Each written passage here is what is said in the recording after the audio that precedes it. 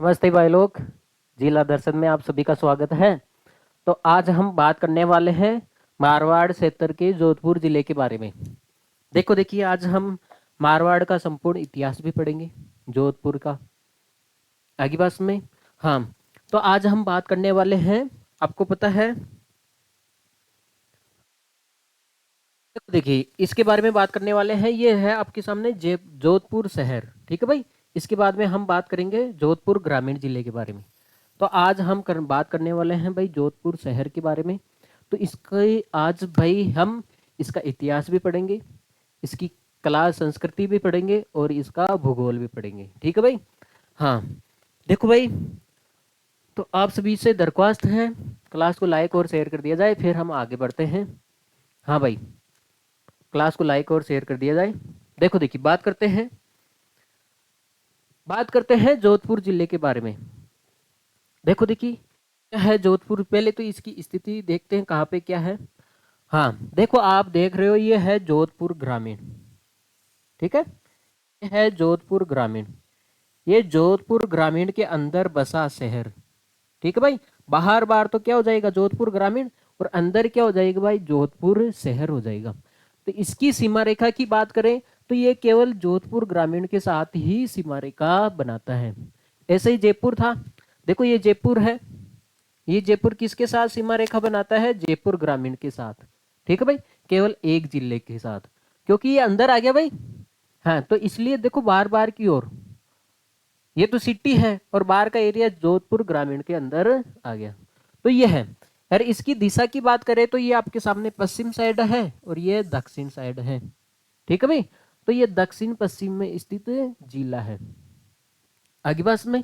देखिए, या फिर आप बोल सकते हो ये राजस्थान के पश्चिम में स्थित क्या है, एक जिला है, ठीक है भाई। दक्षिण पश्चिम, पश्चिम ना बोल के आप केवल पश्चिम बोलोगे, ठीक है भाई। तो इसकी स्थिति आगे आपके सामने पश्चिम, पश्चिम में स्थित यह एक जिला है। बात करते हैं ये संभाग के बारे में। तो आपको पता है ये जो जोधपुर है किस संभाग के अंदर आएगा भाई, जोधपुर संभाग के अंदर ही आएगा, ठीक है। जाहिर सी बात है, जोधपुर है तो जोधपुर संभाग के अंदर ही आएगा। तो ये होगी इसकी संभाग की बात, ठीक है भाई। देखो जो जोधपुर संभाग के अंदर आते हैं, जिसमें जोधपुर स्वयं है। देखिए इसको नोट कर लिया जाए, फिर हम आगे बढ़ते हैं। देखिए भाई, बात करते हैं जोधपुर के बारे में। देखो यह है आपके सामने जोधपुर, और जोधपुर की मुख्य मुख्य बातें पहले इसके बारे में चर्चा कर लेते हैं, फिर हम आगे बढ़ेंगे भाई।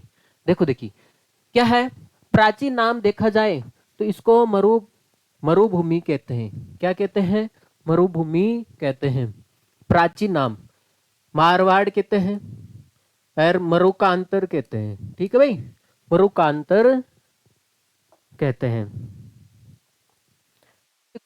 तो हो गए इसके प्राचीन नाम। अब देखो उपनाम क्या है। देखो वो तो है प्राचीन नाम, और ये क्या है, उपनाम। इनको नीला शहर भी कहते हैं, ठीक है भाई। हाँ, सांस्कृतिक विरासत का शहर भी कहते हैं इसको, सूर्य नगरी भी कहते हैं, सन सिटी भी कहते हैं, है ना, सूर्य सन सिटी, और जोदाना नगरी भी कहते हैं आगे बस में। तो ये हो गए इसके उपनाम हो गए। और एक और कहते हैं इसको राजस्थान का। देखिए, हाँ, आगे पढ़ेंगे, आगे हम बात करेंगे। इसको एक और नाम कहते हैं, देखिए सूर्य नगरी आ गया, नीला शहर आ गया, राजस्थान की सांस्कृतिक राजधानी होगी, हैंडीक्राफ्ट सिटी भी कहते हैं इसको, ठीक है भाई। और राजस्थान का मरु का प्रदेश, ठीक है भाई, मरुस्थल का प्रवेश द्वार भी कहते हैं। देखो राजस्थान का मरुस्थल का प्रवेश द्वार किसे कहते हैं, हम जोधपुर को। तो ये है भाई इसके उपनाम, ठीक है। तो हम बात कर रहे थे उपनाम के बारे में, ये हो गया इसके उपनाम, ठीक है। अब देखिए बात करते हैं मंडोर। हाँ, जो आपके सामने जोधपुर का जो मंडोर स्थान है, देखिए इसकी खासियत क्या है। पहले तो बात है, इसका प्राचीन नाम है मांडव्यपुर, ठीक है भाई। बात करते हैं, यहाँ पे जोधपुर राठौड़ की प्राचीन राजधानी रही है ये मंडोर, ठीक है भाई। जोधपुर राठौड़ है, इसकी प्राचीन राजधानी कौन सी रही है, मंडोर राजधानी रही है। 33 करोड़ देवी देवताओं की यहाँ पे क्या है, साल स्थित है। ठीक है। हाँ, देखो देखिए, बात करते हैं आगे। उत्तर भारत का एकमात्र रावण मंदिर यहाँ पे स्थित है, क्योंकि जोधपुर की रानी तो थी भाई मंडोदरी, रावण की पत्नी। हाँ, तो ये मंडोर, तो यहाँ पे, तो वो रानी यहाँ पे यहाँ की थी, इसलिए यहाँ पे उत्तर भारत का एकमात्र रावण मंदिर कहाँ पे मिलेगा आपको, जोधपुर के मंडोर के अंदर मिलेगा। ठीक है भाई। वीरपुरी का मेला, देखो देखिए, वीरपुर का मेला, देखो देखिए, ये सावन के अंतिम सोमवार को भरता है। और यहाँ पे मंडोर के अंदर और क्या है, नाग पंचमी का मेला भरता है। और यहाँ पे एक स्टोन पार्क भी क्या है, स्थित है। तो ये है भाई मंडोर की मुख्य मुख्य बातें। ठीक है भाई। हाँ, अब बात करते हैं, देखो ये तो इनको डिटेल में आगे पढ़ेंगे, चिंता ना करो, ये तो मोटी मोटी जानकारी है। अब बात करते हैं आगे जोधपुर।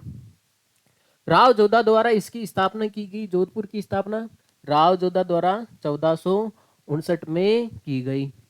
आगे बात करते हैं, राजस्थान का प्रथम विधि विश्वविद्यालय जोधपुर के अंदर है।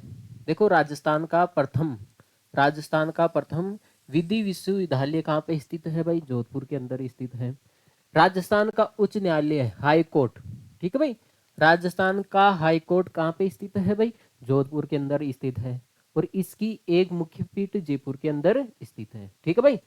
हाँ, लेकिन उच्च न्यायालय हाई कोर्ट वो जोधपुर के अंदर है, लेकिन इसकी पीठ पीठ पूछी जाए तो वो जयपुर के अंदर है। ठीक है भाई।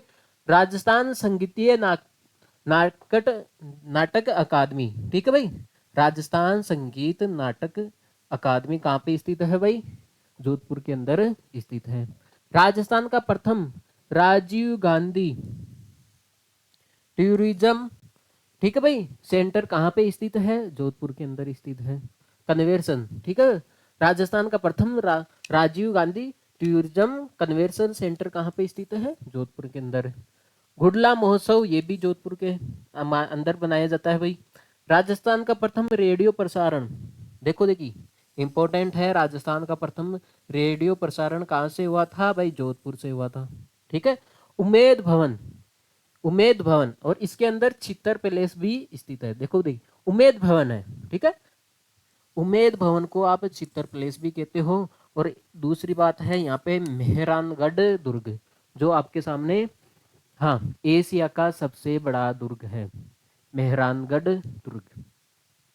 तो ये है भाई जोधपुर की मोटी मोटी बातें। ठीक है भाई। बात करते हैं, तो यहाँ पे एक तो तहसील है, ठीक है भाई, जोधपुर एक ही तहसील है, लेकिन विधानसभा सीटें यहाँ पे 3 है भाई। एक तो जोधपुर शहर है, एक आपके सामने सरदारपुरा है, एक है सुरसागर है। आगे बात में, तो 3 विधानसभा सीटें हैं और एक तहसील है। आगे होगी बात में। हाँ, तो आप इसको नोट कर लिए जाए, ये जोधपुर के बारे में थोड़ी जानकारी थी। अब बढ़ते हैं भाई जोधपुर के बारे में आगे। देखो देखिए, बात करते हैं आगे इतिहास, पहले इसकी हिस्ट्री के बारे में। भाई इतिहास से ही तो स्टार्ट करेंगे हम। हाँ भाई, हाँ, पहले इसकी हिस्ट्री देख लेते हैं। देखो देखिए, राव सिंह, देखो देखिए, प्रथम शासक कौन है, राव सिंह, मारवाड़ के राठौड़ वंश का संस्थापक, मारवाड़ के राठौड़ वंश का संस्थापक कौन है भाई, राव सिंह है। ठीक है भाई। अब बात करते हैं, देखो देखिए, हाँ, अब इनकी मृत्यु हो जाती है 1273 ईस्वी में। ठीक है भाई, ये कम से कम 30 साल शासन करते हैं। देखो देखिए, आपको तो ये ध्यान रखना है, मारवाड़ के राठौड़ वंश, ठीक है भाई, मारवाड़ में राठौड़ी थे सारे सारे, तो राठौड़ वंश के वंश का संस्थापक कौन है, राव सिंह। ठीक है। अरे इनकी मृत्यु हो जाती है 1273 में। बिट्टू गांव पाली के अंदर है, बिट्टू गांव कहाँ पे है, पाली में है। तो राव सिंह की छतरी वहां पे स्थित है। अगर पूछ लिया जाए आपको राव सिंह की छतरी कहाँ पे स्थित है, बिट्टू गांव पाली के अंदर स्थित है। इनके उत्तराधिकारी है ना, दुहड़ जी ने इसका निर्माण करवाया था। भाई इस छतरी का, भाई जिंदे जीते तो ये मरते, अपना अपनी अपनी छतरी का निर्माण ये खुद कैसे करवाता भाई, मरने के बाद ही तो होती है। तो इसका उत्तराधिकारी था, है ना भाई, दुहड़ जी, दुहड़ जी ने इस छतरी का क्या करवाया था भाई, निर्माण करवाया था। ठीक है भाई, आगे बात करते हैं नागणेची माता को राठौड़ वंश की कुल देवी माना जाता है। अगर पूछ लिया जाए आपसे राठौड़ वंश की, देखो बात करेंगे आगे। हाँ, अगर आपसे केवल राठौड़ वंश की कुल देवी पूछ लिया जाए तो है नागणेची माता। ठीक है भाई, देखो देखिए बात करते हैं। अब इसके बाद में आते हैं शासक राव चूड़ा। ठीक है, दूसरा शासक कौन आता है भाई, राव चूड़ा। देखो देखिए, इन्होंने सर्वप्रथम मंडोर को अपनी राजधानी बनाया था। मंडोर को सब सर्वप्रथम क्या बनाया था भाई, अपनी राजधानी बनाया था। देखो हमने अभी भी देखा है मंडोर जोधपुर राठौड़ों की प्राचीन राजधानी थी। तो इसको सर्वप्रथम मंडोर को राजधानी किसने बनाया था भाई, राव चूड़ा ने। ठीक भाई, ठीक है, हमने पढ़ा अभी भी मंडोर जोधपुर राठौड़ों की प्राचीन राजधानी थी। तो उसको सर्वप्रथम किसने बनाया था, आपके राव चूड़ा ने बनवाया था। ठीक भाई, इन्होंने सर्वप्रथम मंडोर को अपनी पहली राजधानी बनाया। ठीक भाई, मंडोर का प्राचीन नाम मांडवेपुर है। ठीक है, मंडोर का प्राचीन नाम क्या है, मांडवेपुर है। मंडोर की स्थापना 6वीं सदी में प्रतिहार शासक हरिश्चंद्र ने की थी। भाई जाहिर सी बात है, मंडोर को तो इसने राजधानी बनाया है, तो पक्का ना पक्का मंडोर की स्थापना किसी और ने की होगी। ठीक है भाई, तो मंडोर की स्थापना किसने की, 6वीं शताब्दी में एक प्रतिहारी शासक हरिश्चंद्र ने इसकी क्या की, स्थापना की। देखो देखिए बात करते हैं। हाँ, देखो देखिए, तो ये हरिश्चंद्र है, इन्होंने तो मंडोर की भाई 6th सेंचुरी में मंडोर की स्थापना कर दी। लेकिन एक और है प्रतिहार शासक नागभट्ट प्रथम। नागभट्ट प्रथम ने मंडोर को प्रतिहारों की राजधानी बनाया था। आगे बात में, हाँ, तो मंडोर को प्रतिहारों की राजधानी किसने बनाया था, अपने नागभट्ट ने। ठीक है भाई, तो यह है मंडोर की विशेषता। मंडोर की स्थापना तो हरिश्चंद्र ने की, लेकिन नागभट्ट प्रथम ने मंडोर को प्रतिहारों की राजधानी बनाया था। उत्तर भारत का एकमात्र रावण मंदिर मंडोर में स्थित है। ठीक भाई, दक्षिण में तो जाओगे तो और मिल जाएंगे। ठीक है भाई, हाँ, राव चूड़ा ने अपनी पुत्री, देखो देखिए बात करते हैं, सेकंड शासक था राव चूड़ा। राव चूड़ा ने अपनी पुत्री हंसाबाई का विवाह मेवाड़ के राणा लाखा से किया था। और देखो देखिए, अब देखो यहां से सिलसिला शुरू हो जाता है शादी विवाह का। हंसाबाई का विवाह मेवाड़ के राणा लाखा से किया था।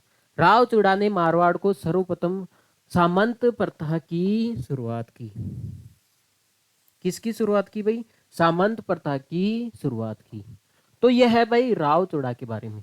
तो आपको राव चूड़ा के बारे में ये बात ध्यान रखनी है, सामंत प्रथा की शुरुआत राव चूड़ा ने की और मंडोर को सर्वप्रथम इसने अपनी राजधानी बनाया था। अगर मंडोर के बारे में ध्यान रखना है तो 6th सेंचुरी में इसकी हरिश्चंद्र ने इसकी स्थापना की और नागभट्ट प्रथम ने मंडोर को प्रतिहारी, ठीक है भाई, शासकों की राजधानी बनाया था। इसको नोट कर लिया जाए। हाँ भाई आगे चलते हैं। फिर देखो देखिए, फिर आता है तीसरा शासक आता आपके सामने, राव रणमल। ठीक है भाई, हाँ, देखो देखिए इसने क्या किया कि हंसाबाई का विवाह, देखो देखिए अपनी बहन है ये, तो भाई देखो ये है राव चूड़ा, इनकी तो क्या थी, ये बेटी थी। ठीक है भाई, हंसाबाई, इसका विवाह राणा लाखा से किया था। हाँ, तो अब राव चूड़ा का बेटा है आपके सामने, ये रहा राव रणमल। ठीक है भाई, तो ये इसकी तो बहन होगी हंसाबाई, तो ये क्या होगी, हंसाबाई इसकी बहन होगी। तो इसने अपनी बहन का विवाह राणा लाखा से किया था। ठीक है भाई, तो इसका मतलब है हंसाबाई का तो ये भाई हो गया। ठीक है भाई, राव रणमल और राव चूड़ा इसके पिताजी हो गया। इन्होंने मेवाड़ के सरदार राघव देव की हत्या की थी। जो मेवाड़ के सरदार है राघव देव की रणमल ने क्या की थी, हत्या की थी। ठीक है भाई, अब खुद राव रणमल की हत्या कब हो जाती है, 1438 ईस्वी में, वो चित्तौड़ के दुर्ग में इनकी क्या हो जाती है भाई, मृत्यु हो जाती है। ठीक है भाई, तो ये मुख्य मुख्य बातें हैं भाई, इसकी हत्या क्यों हुई, हाँ, इसने मेवाड़ के सरदार राघव देव की हत्या, क्योंकि भाई ये सवाल उठते हैं ना, तो ये सवाल हम इतिहास में क्लियर करेंगे। ठीक भाई। हाँ, अभी तो देखो इसके बारे में ये दो ही इंपॉर्टेंट बातें हैं। ठीक है भाई, इसने मेवाड़ के सरदार राघव देव की हत्या की थी। ठीक है भाई, आगे बात करते हैं। इसके बाद में आता है राव जोधा।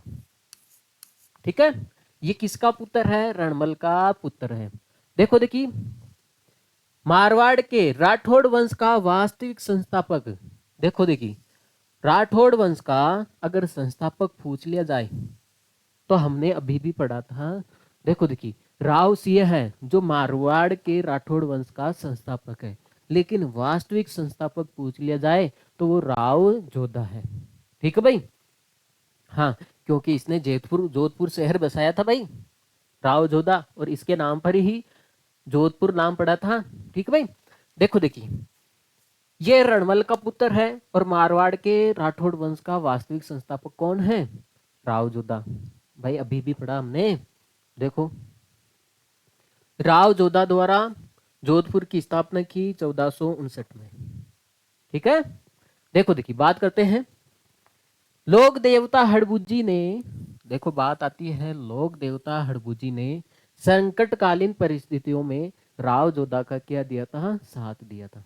तो अगर पूछा जाए कौन से लोक देवता है जिन्होंने संकट के समय इनका साथ दिया था, वो है हड़बुज्जी। ठीक है भाई। राव जोधा और राणा कुंभा, ठीक है भाई, के बीच, देखो राव जोधा और राणा कुंभा के बीच 1453 ईस्वी में आवल बावल की संधि हुई। ठीक है भाई। आवल बावल की संधि कब हुई? आपके सामने 1453 के अंदर। ठीक है, किनके बीच में हुई? राव जोधा और राणा कुंभा के बीच में हुई थी। ठीक भाई। देखो देखिए, हाँ एक मिनट, देखो ये हम बात कर रहे थे। देखो देखिए, राव जोधा और राणा कुंभा के बीच संधि हुई थी, आवल बावल की संधि। और ये संधि क्यों हुई थी? जो मारवाड़ और मेवाड़ है, इसके बीच में सीमा रेखा को लेकर ये संधि हुई थी। तो इस संधि में सबसे बड़ी भूमिका आती है हंसाबाई की। ठीक है, हंसाबाई का सहयोग था इस संधि में। बाद में वैवाहिक संबंध स्थापित हो गए थे यहाँ से। ठीक है भाई। हाँ भाई, जो आपके सामने मारवाड़ और मेवाड़, ठीक है, अब मारवाड़ का शासक तो राव जोधा था और मेवाड़ का शासक राणा कुंभा था। इन दोनों के बीच में ये संधि हुई और इसमें मारवाड़ और मेवाड़ की सीमा रेखा को, ठीक है, हाँ, जो सोजात क्षेत्र आता है, ठीक है भाई, कौन सा? एक सेकंड, सोजात, सोजात, सोजात को इन्होंने इन दोनों की सीमा रेखा बना ली थी। ठीक है भाई, मारवाड़ और मेवाड़ की सीमा रेखा, ठीक है भाई, सोजात को बना ली थी। ठीक है भाई, इसके बाद में इधर तो मारवाड़ हो जाएगा और इधर मेवाड़ हो जाएगा। तो ये आवल बावल की संधि हुई थी। देखो देखिए, राव जोधा का राज तिलक बगड़ी के ठाकुर अखिरेज राव ने किया था, हाथों से हुआ था। ठीक है भाई। हाँ, बगड़ी के ठाकुर अखरेराज के हाथों हुआ था। आगे बात करते हैं। राव जोधा ने मेहरानगढ़ दुर्ग में राठौड़ वंश की आराध्य देवी, ठीक है, मेहरानगढ़ दुर्ग में राठौड़ वंश की आराध्य देवी चामुंडा माता का मंदिर का निर्माण करवाया था। आगे बस में तो हम बात करेंगे चामुंडा माता का मंदिर किसने करवाया था? मेहरानगढ़ दुर्ग में राव जोधा ने करवाया था। ठीक है।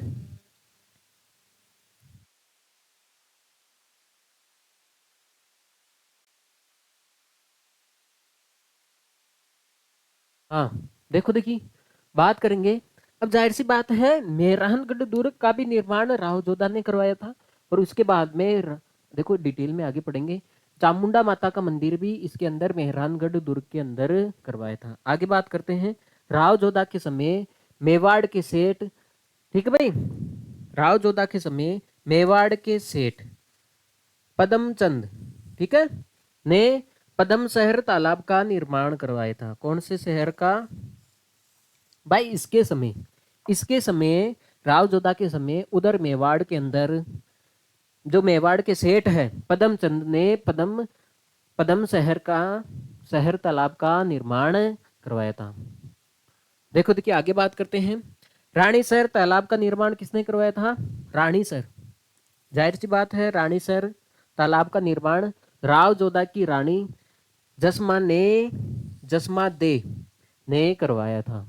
आगे बात सुने, तो दो तालाब आते हैं यहाँ पे, एक तो पदमसर तालाब जिसका निर्माण मेवाड़ के सेठों ने पदमचंद ने करवाया था, और एक तालाब आता है रानीसर तालाब। ठीक है, ये तालाब का निर्माण किसने करवाया था? राव जोधा की जो रानी है आपके सामने जसमा दे, इसने इसका निर्माण करवाया था।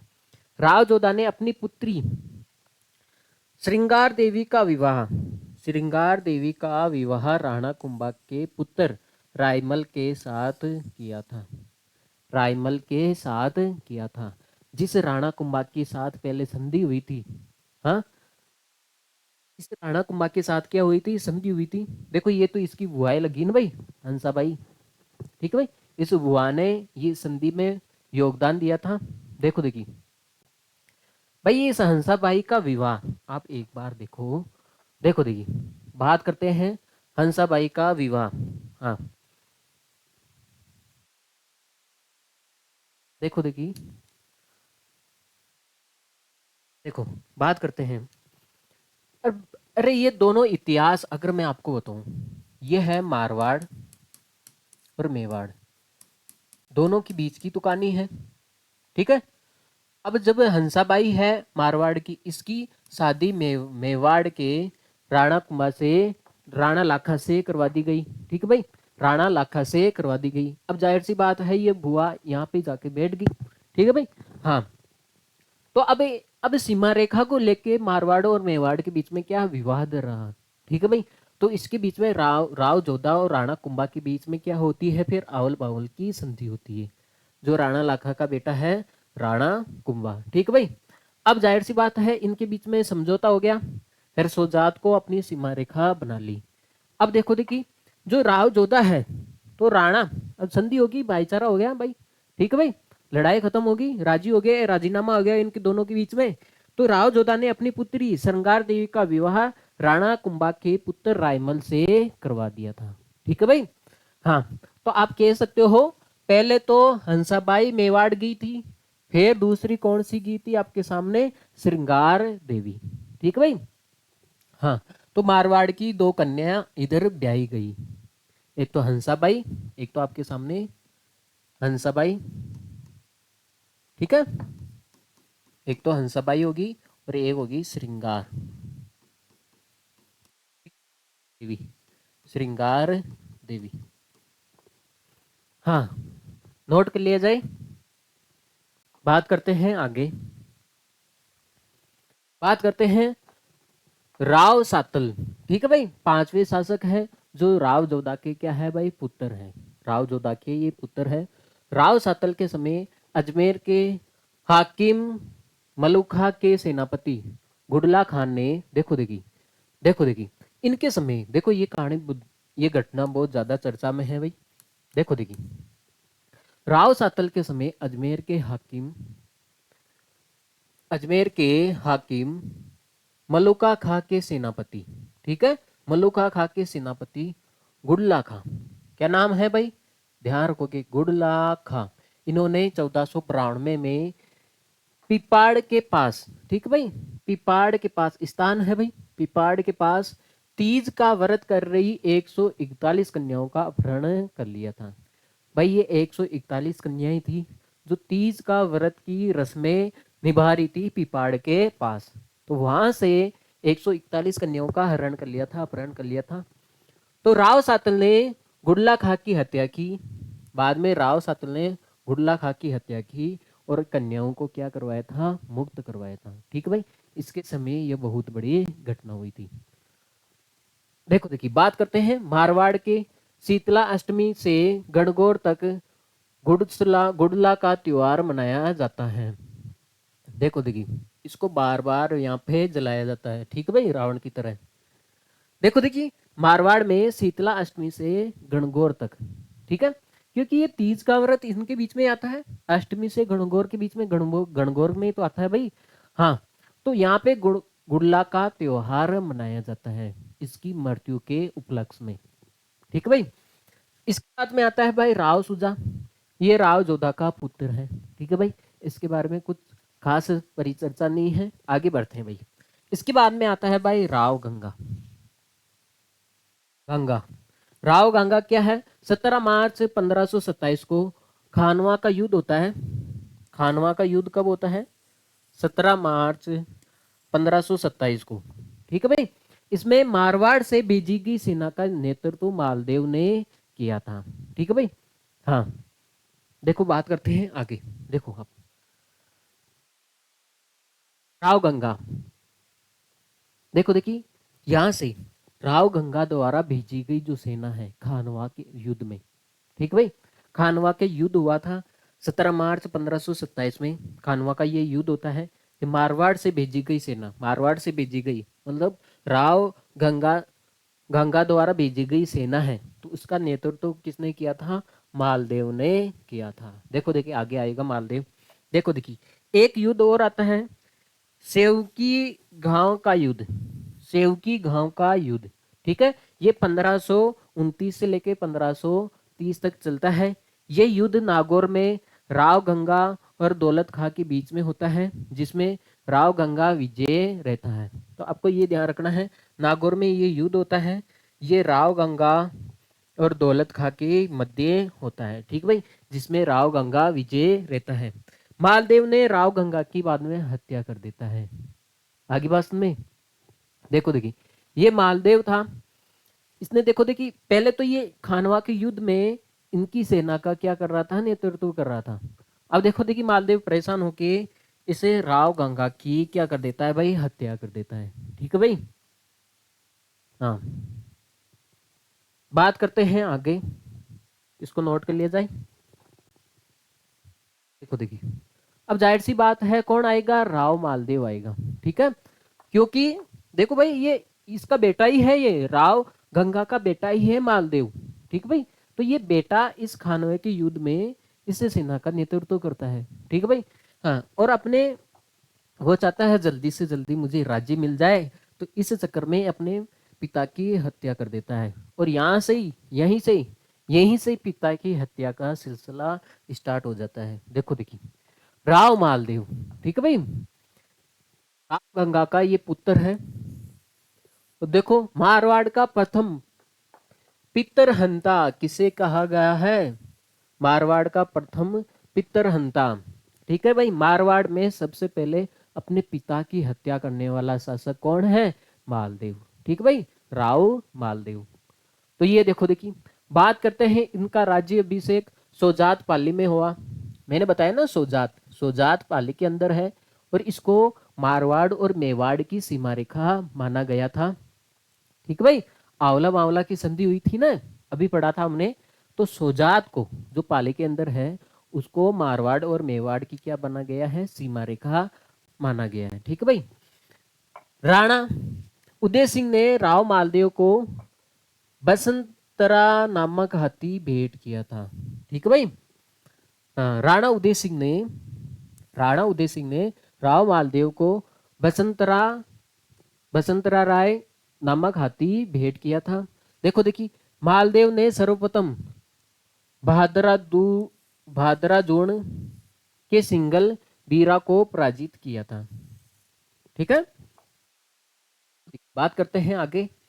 हाँ, बात करते हैं, चारण कवियों ने इनको हिंदू हिंदू बादशाह कहा है।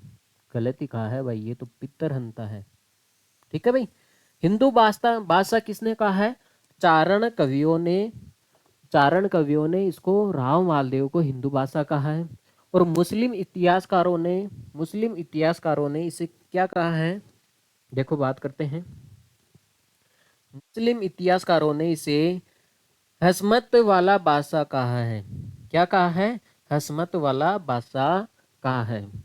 बदायूनी ने, बदायूनी ने इसे उत्तर भारत का महान पुरुषार्थी राजकुमार कहा है। उत्तर भारत का महान पुरुषार्थी राजकुमार कहा है। ठीक है भाई। हाँ, फरिश्ता ने हिंदुस्तान का सबसे शक्तिशाली राजा बताया इसे, राव मालदेव को। ठीक है भाई। हाँ, देखो देखिए, दरिया जोशी हाथी के कारण, देखो देखिए, दरिया जोशी हाथी के कारण इनके तथा मेड़ता के, देखो देखिए, हरिया दरिया जोशी हाथी के कारण राव मालदेव और मेड़ता के वीर मल्लभदेव राठौड़ के मध्य मतभेद होता है। ठीक भाई, तो ये मतभेद पूछा जाता है और कौन से हाथी के कारण, दरिया जोशी हाथी के कारण। ठीक है, और इनके और जो मेड़ता की जो शासक है, ठीक है, हाँ, वीर मल्लभ देव राठौड़ के मध्य, इनके बीच में इस हाथी की वजह से क्या होता है भाई, मतभेद होता है। ठीक है भाई, हाँ, बात करते हैं आगे। देखो देखिए, जाहिर सी बात है, देखो आगे बात करते हैं। अभी राव मालदेव खत्म नहीं हुआ भाई, बात करते हैं पहोबा का युद्ध। ठीक है, पहोबा का युद्ध, ये आपके सामने 1541 से स्टार्ट होता है, 1542 में खत्म होता है। नागौर में, ये किसके बीच में होता है, ये युद्ध नागौर में होता है, और राव मालदेव और राव जेतसी के मध्य ये युद्ध होता है। ठीक है भाई, अब देखो देखिए, बात करते हैं, हाँ, बात करते हैं। देखो देखिए, होता क्या है कि अब राव मालदेव है, जैसे ही ये शासक बनता है, जैसे ही ये शासक बनता है, तो ये क्या करता है, अपनी जो सीमा रेखा है, साम्राज्य का विस्तार करता है। ठीक भाई, सीमा रेखा को बढ़ाने का कार्य करता है। तो ये सीमा रेखा को बढ़ाते बढ़ाते ये जैसलमेर तक पहुंच गया। कहाँ तक पहुंच गया भाई, ये जैसलमेर तक पहुंच गया।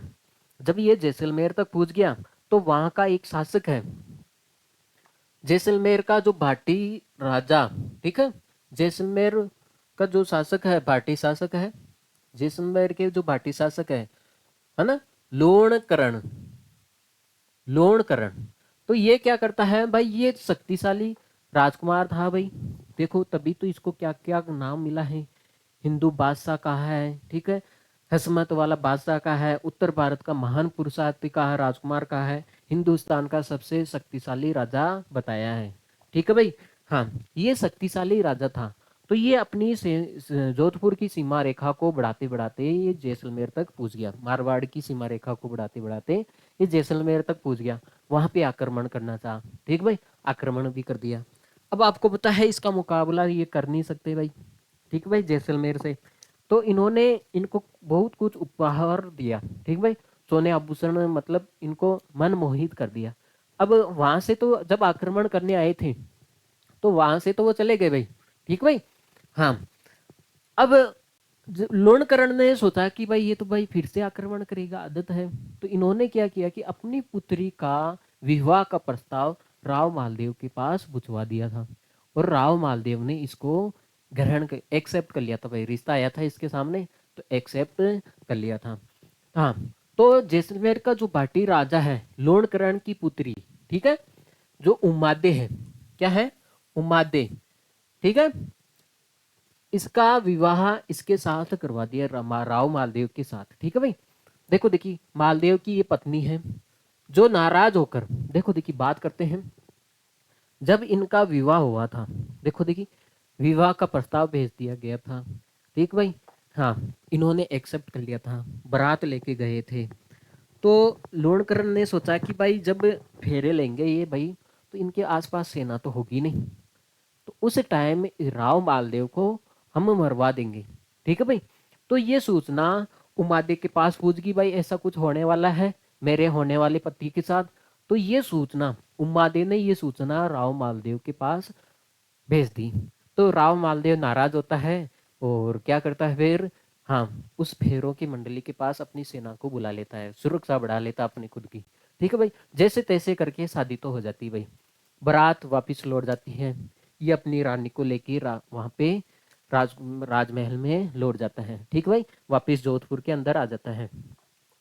लेकिन ये तो पार्टी सार्टी, जाहिर सी बात है, हाँ, शादी वादी हुई तो रात को ये पार्टी सार्टी कर रहे थे। ठीक है भाई, जब ये पार्टी सार्टी कर रहे थे ना, तो इन्होंने नशा इतना जोर से कर लिया, ठीक है भाई, मान मांस मदिरा का नशा, इतना मांस तो नहीं, मदिरा कहेंगे हम, ठीक है, मदिरे का नशा इतना जोर से कर लिया कि जब क्या बताएं, हाँ, जब इनकी फर्स्ट नाइट थी, तो अब उमादे के साथ दो दासी आई थी, और एक दासी तो ऐसे मान लो उमादे की टक्कर की थी, इतनी सुंदर थी। तो इसने दासी को भेजा था, भाई राजा साहब को बोल दिया जाए टाइम निकला जा रहा है। तो भाई जब दासी गई थी, उसका नाम था, दासी का नाम था भारमल। क्या नाम था भाई? दासी का नाम था भारमल।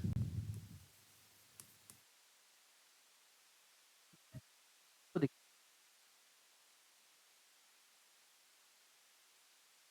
हाँ, एक सेकंड।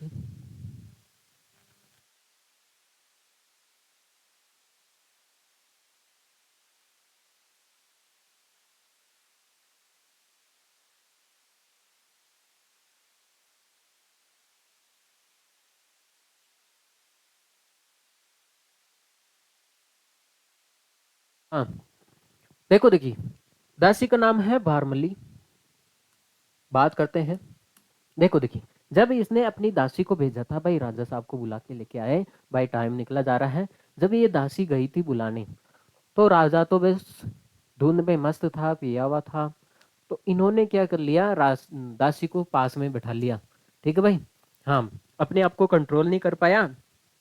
तो ऐसे करते करते अब दासी और ये भारमली और ये मालदेव, ये तो एक कमरे में पेटी पे एक थे भाई। हाँ। हाँ, इनकी तो रामलीला रासलीला यहाँ पे चल रही थी। हाँ, उधर बैठी बैठी उमादे क्या करी थी, इंतजार कर रही थी कब मैया से मियाँ साहब आए। हाँ, राजा साहब आए। ठीक है भाई, कब मेरा घूंघट उगाड़े। लेकिन राजा साहब आए नहीं। तो ऐसे परेशान होके उमादे जब इनके रूम में पूछी, कमरे के अंदर पूछी, तो उन्होंने इस दासी के साथ देख लिया था रासलीला करते हुए। तो भाई साहब जब ये उमादे हैं, इसने सोचा ये तो मेरे इज्जत की बात है। ठीक है भाई, मैं तो अपने ऊपर कलंक नहीं लगने दूंगी भाई, ऐसे राजा के साथ मैं नहीं रह सकती जो दासी के साथ भी। बेस। तो अब क्या हो जाता है, फिर ये रूठ के नाराज होकर ये तारागढ़, जो अजमेर का जो तारागढ़ किला है, ठीक है, वहां पे चले जाती है। ठीक है, और वहां पे तारागढ़ के पास वहां पे रहने लग जाती है। और ये इतनी रूठ जाती है, इसने बोल दिया मैं तेरे को आज के बाद मेरी शक्ल नहीं दिखूंगी। और इतनी रूठ जाती है, वापिस ये इस राजा के पास तो नहीं आती है। ठीक है भाई। तो इसलिए इसको रूठी रानी, भाई कोई लेडीज रूठ जाए तो उसको कुछ उपहार वगैरह कुछ देके, ठीक है भाई, हाँ, उसको मनाया जा सकता है। लेकिन इसको नहीं मनाया जा सकता भाई, ये इतनी रूठ गई थी, राजा की लाख कोशिश से कर ली थी राजा ने। ठीक है भाई, तब भी ये नहीं मानी थी। देखो देखी क्या हुआ कि जब राजा की डेथ होती है, जब राजा की डेथ होती है, तो वह राजा के साथ भी देखो प्रेम है इसका, इसके मन में तो प्रेम है, लेकिन ये राजा के साथ क्या हो जाती है, फिर सती हो जाती है। देखो देखिए बात करते हैं। हुमायूं ने अतंका खां, रायमल सोना, मीर सम्मद को बातचीत करने के लिए मालदेव के पास भेजा था। देखो देखिए, ये इस रानी की देखो, ये ये तारागढ़ किले के अंदर तो जरूर बैठी थी, लेकिन जब हुमायूं आक्रमण करता था, तो उसकी सेना को ये रूठी देवी, रूठी रानी है, अपनी सेना लेके उसके बीच में अड़चन लगाती थी, उसको रोकती थी। ठीक है भाई, राव मालदेव के पास जाने से रोकती थी सेनाओं को। तो देखो देखी, हुमायूं ने अतंका खां, रायमल सोनी और मीर सम्मद को बातचीत करने के लिए मालदेव के पास भेजता है। ठीक है भाई, देखो देखी बात करते हैं। हाँ, गिर सुमेल का युद्ध, देखो देखिए ये भी चर्चा का युद्ध है। गिरी सुमेल का युद्ध जैतारण ब्यावर के अंदर होता है ये। गिरी सुमेल का युद्ध 5 जनवरी 1544 को शेरशाह सूरी और जेतावर गुफा के अंदर होता है। देखो देखिए होता है क्या है। अब जाहिर सी बात है, राव मालदेव अपनी, ये किस लिए जाना जाता है राव मालदेव, अपनी साम्राज्य की विस्तारवादी सीमा रेखा को विस्तार, अभी आपको पता है चाइना अपनी बॉर्डर लाइन को विस्तार करता है, एरिया को बढ़ाता है। तो ये क्या करता है, अपने साम्राज्य को बढ़ाने का कार्य करता है। ठीक है भाई, विस्तारवादी नीति अपनाता है। ठीक है, तो ये क्या करता है, अपने साम्राज्य का विस्तार करते करते इनकी सेना पहुंच गई भाई दिल्ली। जब दिल्ली सेना पहुंच गई तो शेरशाह सूरी को, दिल्ली के शासक शेरशाह सूरी को टेंशन होने लग जाती है, भाई साहब इसको रोकना पड़ेगा भाई। तो ये जैसे तैसे करके, भाई ये जैसे तैसे करके ये आ जाता है आपके सामने गिरी सुमेल पहाड़ियों के पास। जो ब्यावर के अंदर है। मैंने आपको ब्यावर जिला पढ़ाया था, उसके अंदर पूरी डिटेल में आपको समझाया था ये चीज। तो ये ब्यावर के अंदर आ जाता है अपनी सेना को लेके, 80,000 की सेना को लेके ब्यावर के अंदर आ जाता है। ठीक है भाई। हाँ, हर गिर सुमेल, ठीक है भाई, पहाड़ियां है, उसके पास अपना डेरा डाल लेता है। और ये खबर जब आप राव मालदेव के पास पहुंचती है, तो ये अपनी सेना के साथ अपनी सेना लेके जाता है। और ये दो सेनापति, जेता और कुपा, ठीक है भाई, ये दो सेनापति लेके जाता है। और जेता और कुप्पा इतने शक्तिशाली, भाई आपको पता है ये राव मालदेव है, ठीक है भाई, अपनी सीमा रेखा को बढ़ाने का कार्य केवल इनके भरोसे करता था, जेता और कुप्पा। अगर ये नहीं होता तो राव मालदेव की हिम्मत नहीं पड़ती। देखो देखिए, जेता और कुप्पा इतने हट्टे कुट्टे, इतने शक्तिशाली ये क्या थे, सेनापति थे। जब ये खबर राव मालदेव के पास पहुंच जाती है, भाई शेरशाह सूरी आक्रमण करने के लिए आ गया था। ठीक है भाई। ये राव मालदेव जेता और कुपा को लेके गिरी सुमेल की पहाड़ियों के पास ब्यावर के अंदर चला जाता है। और यहाँ पे कम से कम देखो, यहाँ पे ये जो शेरशाह सूरी है, ये 1443 के अंदर सेना लेके आ जाता है। हाँ, लेकिन ये कम से कम 1 महीने तक इनकी सेना आमने सामने डटी रहती है। ठीक है भाई। हाँ क्योंकि आपको पता है ये राजपूत है, तो जाहिर सी बात है इनकी पहल, ये हमेशा एक ही दायित्व रखते थे, भाई अगला हम पे आक्रमण करे, हम किसी पे नहीं करेंगे। ठीक है भाई।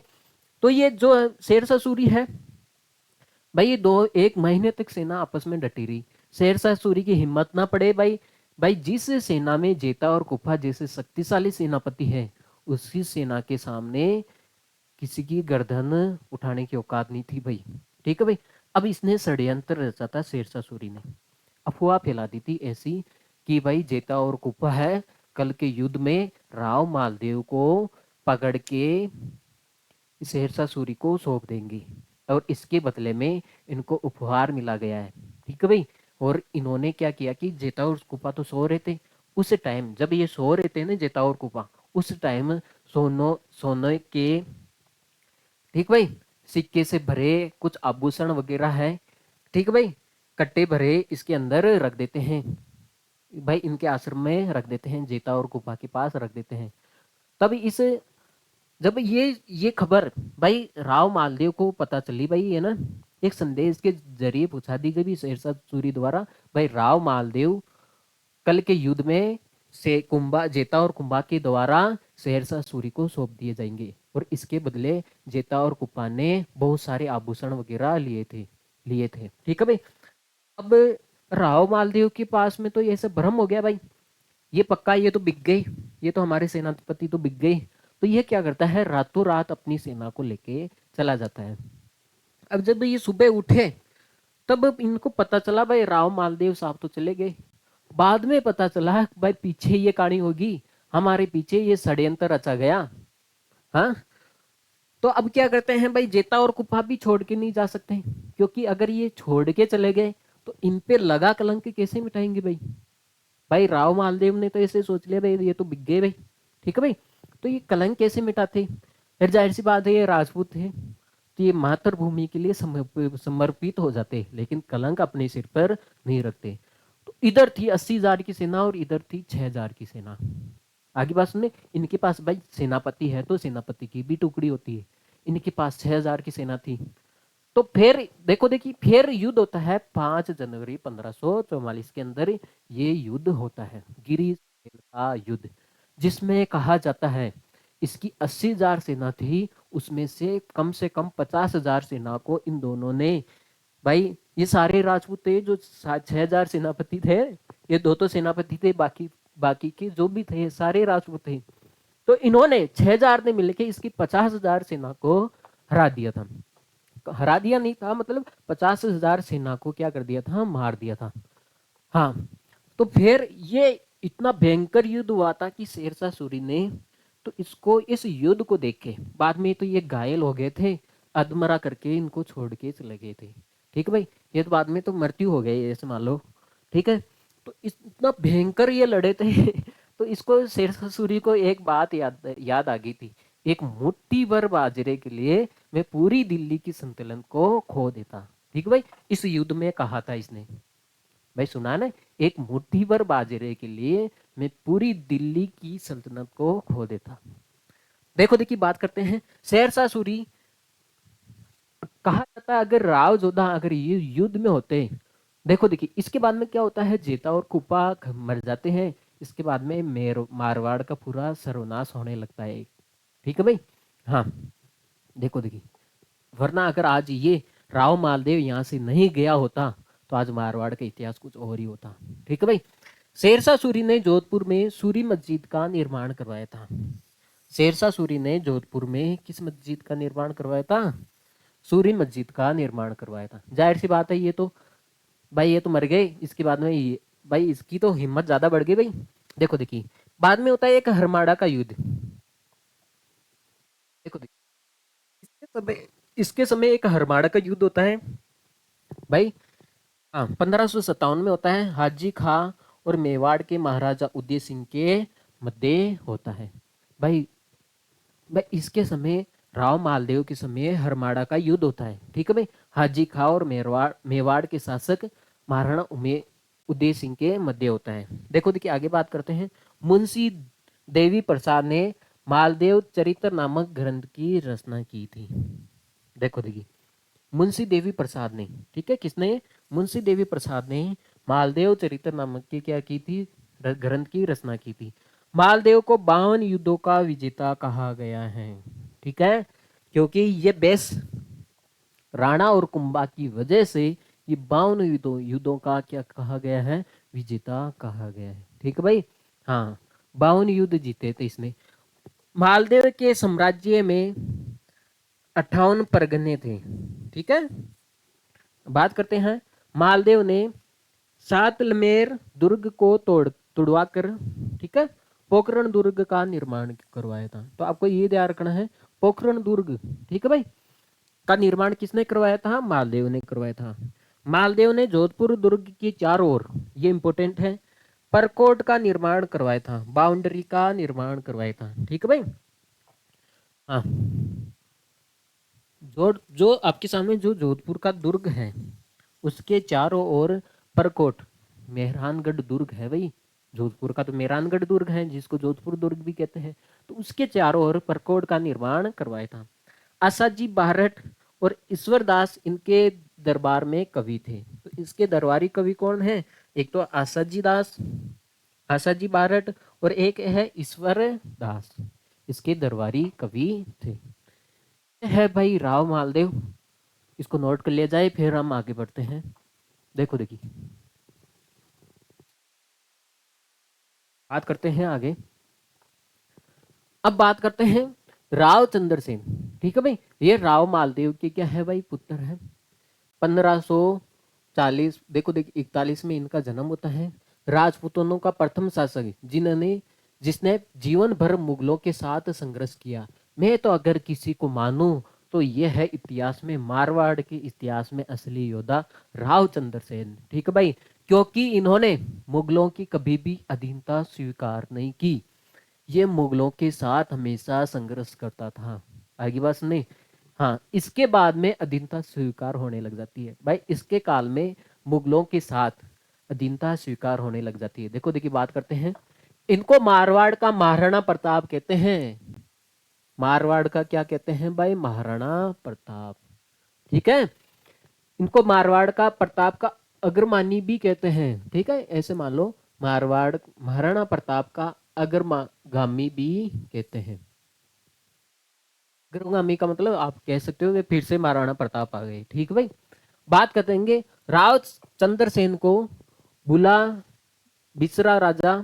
देखो देखिए इसके उपनाम है, बुला बिसरा राजा, द फॉरगेटन हीरो ऑफ देखो देखिए the forgotten hero of Marwar, Pratap का पथ, ठीक है, प्रताप का पथ प्रदर्शक, विश्रमत वाला राजा, बुला भटका नायक भी कहते हैं। ठीक है भाई, ये इसके उपनाम है। देखो देखिए नागौर दरबार सजाया गया था भाई 1570 के अंदर। देखो देखिए यहां से भारमल के कहने पर अकबर द्वारा इसका क्या किया गया था? आयोजन किया गया था। ठीक है भाई। और इसमें भी महाराणा प्रताप को कैद कर लिया था शायद, वो छुड़वा के भाग गए थे वहां से। देखो देखिए, बात करेंगे हम भारमल के कहने पर अकबर द्वारा आयोजन किया गया था। देखो देखिए, एक मिनट रुकोगे भाई। हाँ भाई, बात करेंगे हम। देखो देखिए, हाँ कुछ, हाँ नागौर दरबार सजाया गया था 1570 के अंदर भारमल के कहने पर अकबर द्वारा। ठीक है भाई, जब हम जयपुर के बारे में पढ़ रहे थे तब भी हमने बताया था भारमल के कहने पर अकबर ने नागौर दरबार का आयोजन किया गया था। और देखो देखिए, अकबर ने शुक्र तालाब का भी निर्माण करवाया था। शुक्र तालाब का निर्माण किसने करवाया था? अकबर ने। देखो देखिए, इसकी बात छोड़ो आप। इस दरबार में बीकानेर के कल्याणमल, देखो देखिए बीकानेर के कल्याणमल और जैसलमेर के हर हर राय और जोधपुर के मोटा राजा उदय सिंह। ठीक है, और इधर रावचंद्र सेन भी इसमें क्या हुए थे? शामिल हुए थे।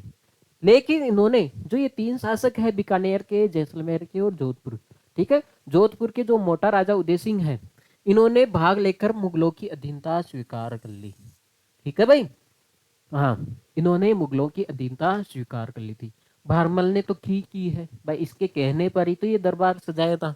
भारमल ने तो बाद में वैवाहिक संबंध भी स्थापित किए थे, पुत्री का विवाह करवाया था, हमने जयपुर में पढ़ा था। ठीक भाई, रावचंद्र सेन दरबार छोड़कर बदराजून जालोर चले गए। बदराजून जालोर के अंदर चले गए, वह उसके बाद सिवाना चले गए। और देखो देखिए, ये सिवाना चले गए ना, तो ये इनकी सबसे बड़ी गलती हो गई थी, क्योंकि सिवाना के अंदर इनको जहर देके मरवा दिया गया था। देखो देखिए, सिवाना को राव चंद्रसेन और मारवाड़ राजाओं की संकटकालीन राजधानी कहते हैं। देखो देखिए, सिवाना को राव चंद्रसेन और मारवाड़ राजाओं की संकटकालीन राजधानी कहते हैं, क्योंकि देखो देखिए यहाँ पे एक स्थान है दूधाड़ा। ठीक है, दूधाड़ा नामक स्थान पर वेरीसाल के घर खाने के न देखो देखिए, वेरीसाल के घर खाने में जहर डालने से राव चंद्रसेन की क्या हो जाती है भाई? मृत्यु हो जाती है। मतलब इनको खाने में जहर देके मार दिया जाता है। सारण की पहाड़ियां पाली में इनकी क्या है भाई? आपके सामने छतरियां बनी हुई है। बात करते हैं, अकबर ने 1581 से 83 के बीच में जोधपुर को खालसा घोषित किया था। आपको ये ध्यान रखना है, जोधपुर क्षेत्र को खालसा कब घोषित किया गया था? 1581 से लेके 83 के बीच में। आगे बात में देखो देखिए, आगे बात करते हैं मोटा राजा उदय सिंह। ठीक है भाई, हाँ अब देखो देखिए, अगला शासक यही था भाई। अकबर ने कहीं ना कहीं नहीं इसको लालच दिया होगा भाई, तेरे को हम अगला शासक बना देंगे, तो मेरी अधीनता स्वीकार कर ले। तो इसने स्वीकार कर ली। देखो देखिए, मारवाड़ का प्रथम शासक जिसने अकबर की अधीनता स्वीकार की। देखो आगे बात में, मारवाड़ का प्रथम शासक जिसने अकबर की अधीनता स्वीकार की और वैवाहिक संबंध भी क्या कर दिए? स्थापित कर दिए। अपनी पुत्री जोधाबाई, देखो अपनी पुत्री जोधाबाई, जिसको हम जगत गुसाई भी कहते हैं, इसका विवाह अकबर के पुत्र जहांगीर से कर दिया था। ठीक भाई, हाँ अब इनके द्वारा जो संतान उत्पन्न होती है, जोधाबाई और जहांगीर, जोधाबाई का विवाह जहांगीर से होता है और इनके द्वारा जो संतान उत्पन्न होती है उसका नाम है शाहजहां। आगे बात सुन में, शाहजहां प्रतापी शासक, जाहिर सी बात है इसमें भी राजपूतों का खून है। बात करते हैं, इसके समय मारवाड़ चित्रकला पर मुगल चित्रकारी का प्रभाव पड़ा था। भाई चित्रकला का कार्यक्रम तो चल रहा था, आगे पढ़ेंगे हम। ठीक है, लेकिन उसके अंदर मुगल चित्रकारी भी आ गई थी, क्योंकि मुगलों की अधीनता स्वीकार कर ली थी। तो वो जो चित्रकारी हो रही थी इस एरिया में, तो वहां पे कहीं ना कहीं मुगलों के भी चित्र दर्शाने लग गए थे। इनकी मृत्यु लाहौर में हो जाती है। कहाँ पे हो जाती है? लाहौर में हो जाती है। भाई आगे आता है सवाई राजा सूर सिंह। ठीक है, लाहौर में राज्याभिषेक अकबर ने इनको देखो देखिए, अकबर ने इनको सवाई राजा की उपाधि दी थी। आपको ये ध्यान रखना है, सवाई राजा की उपाधि इसको कब दी, किसने दी थी? आपके सामने अकबर ने दी थी। और इनका लाहौर में इसकी मृत्यु लाहौर में हो जाती है, वहीं पे इसका राज्य अभिषेक हो जाता है। ठीक है। हाँ, अगले शासक की बात करते हैं, राव गज सिंह। किसके बारे में? राव गज सिंह के बारे में बात करते हैं। जहांगीर ने इसको दल थंबन जहांगीर ने इसको दल थंबन की उपाधि थी। ठीक है भाई। हाँ, जहांगीर, जहांगीर कौन है? जोधाबाई का हस्बैंड। ठीक है। तो इसने इसको दल थंबन की क्या दी थी भाई? उपाधि दी थी। अन्नारा बेगम इनकी रखेल थी। देखो देखिए, ये बात है, बेगम नहीं रखना चाहिए था।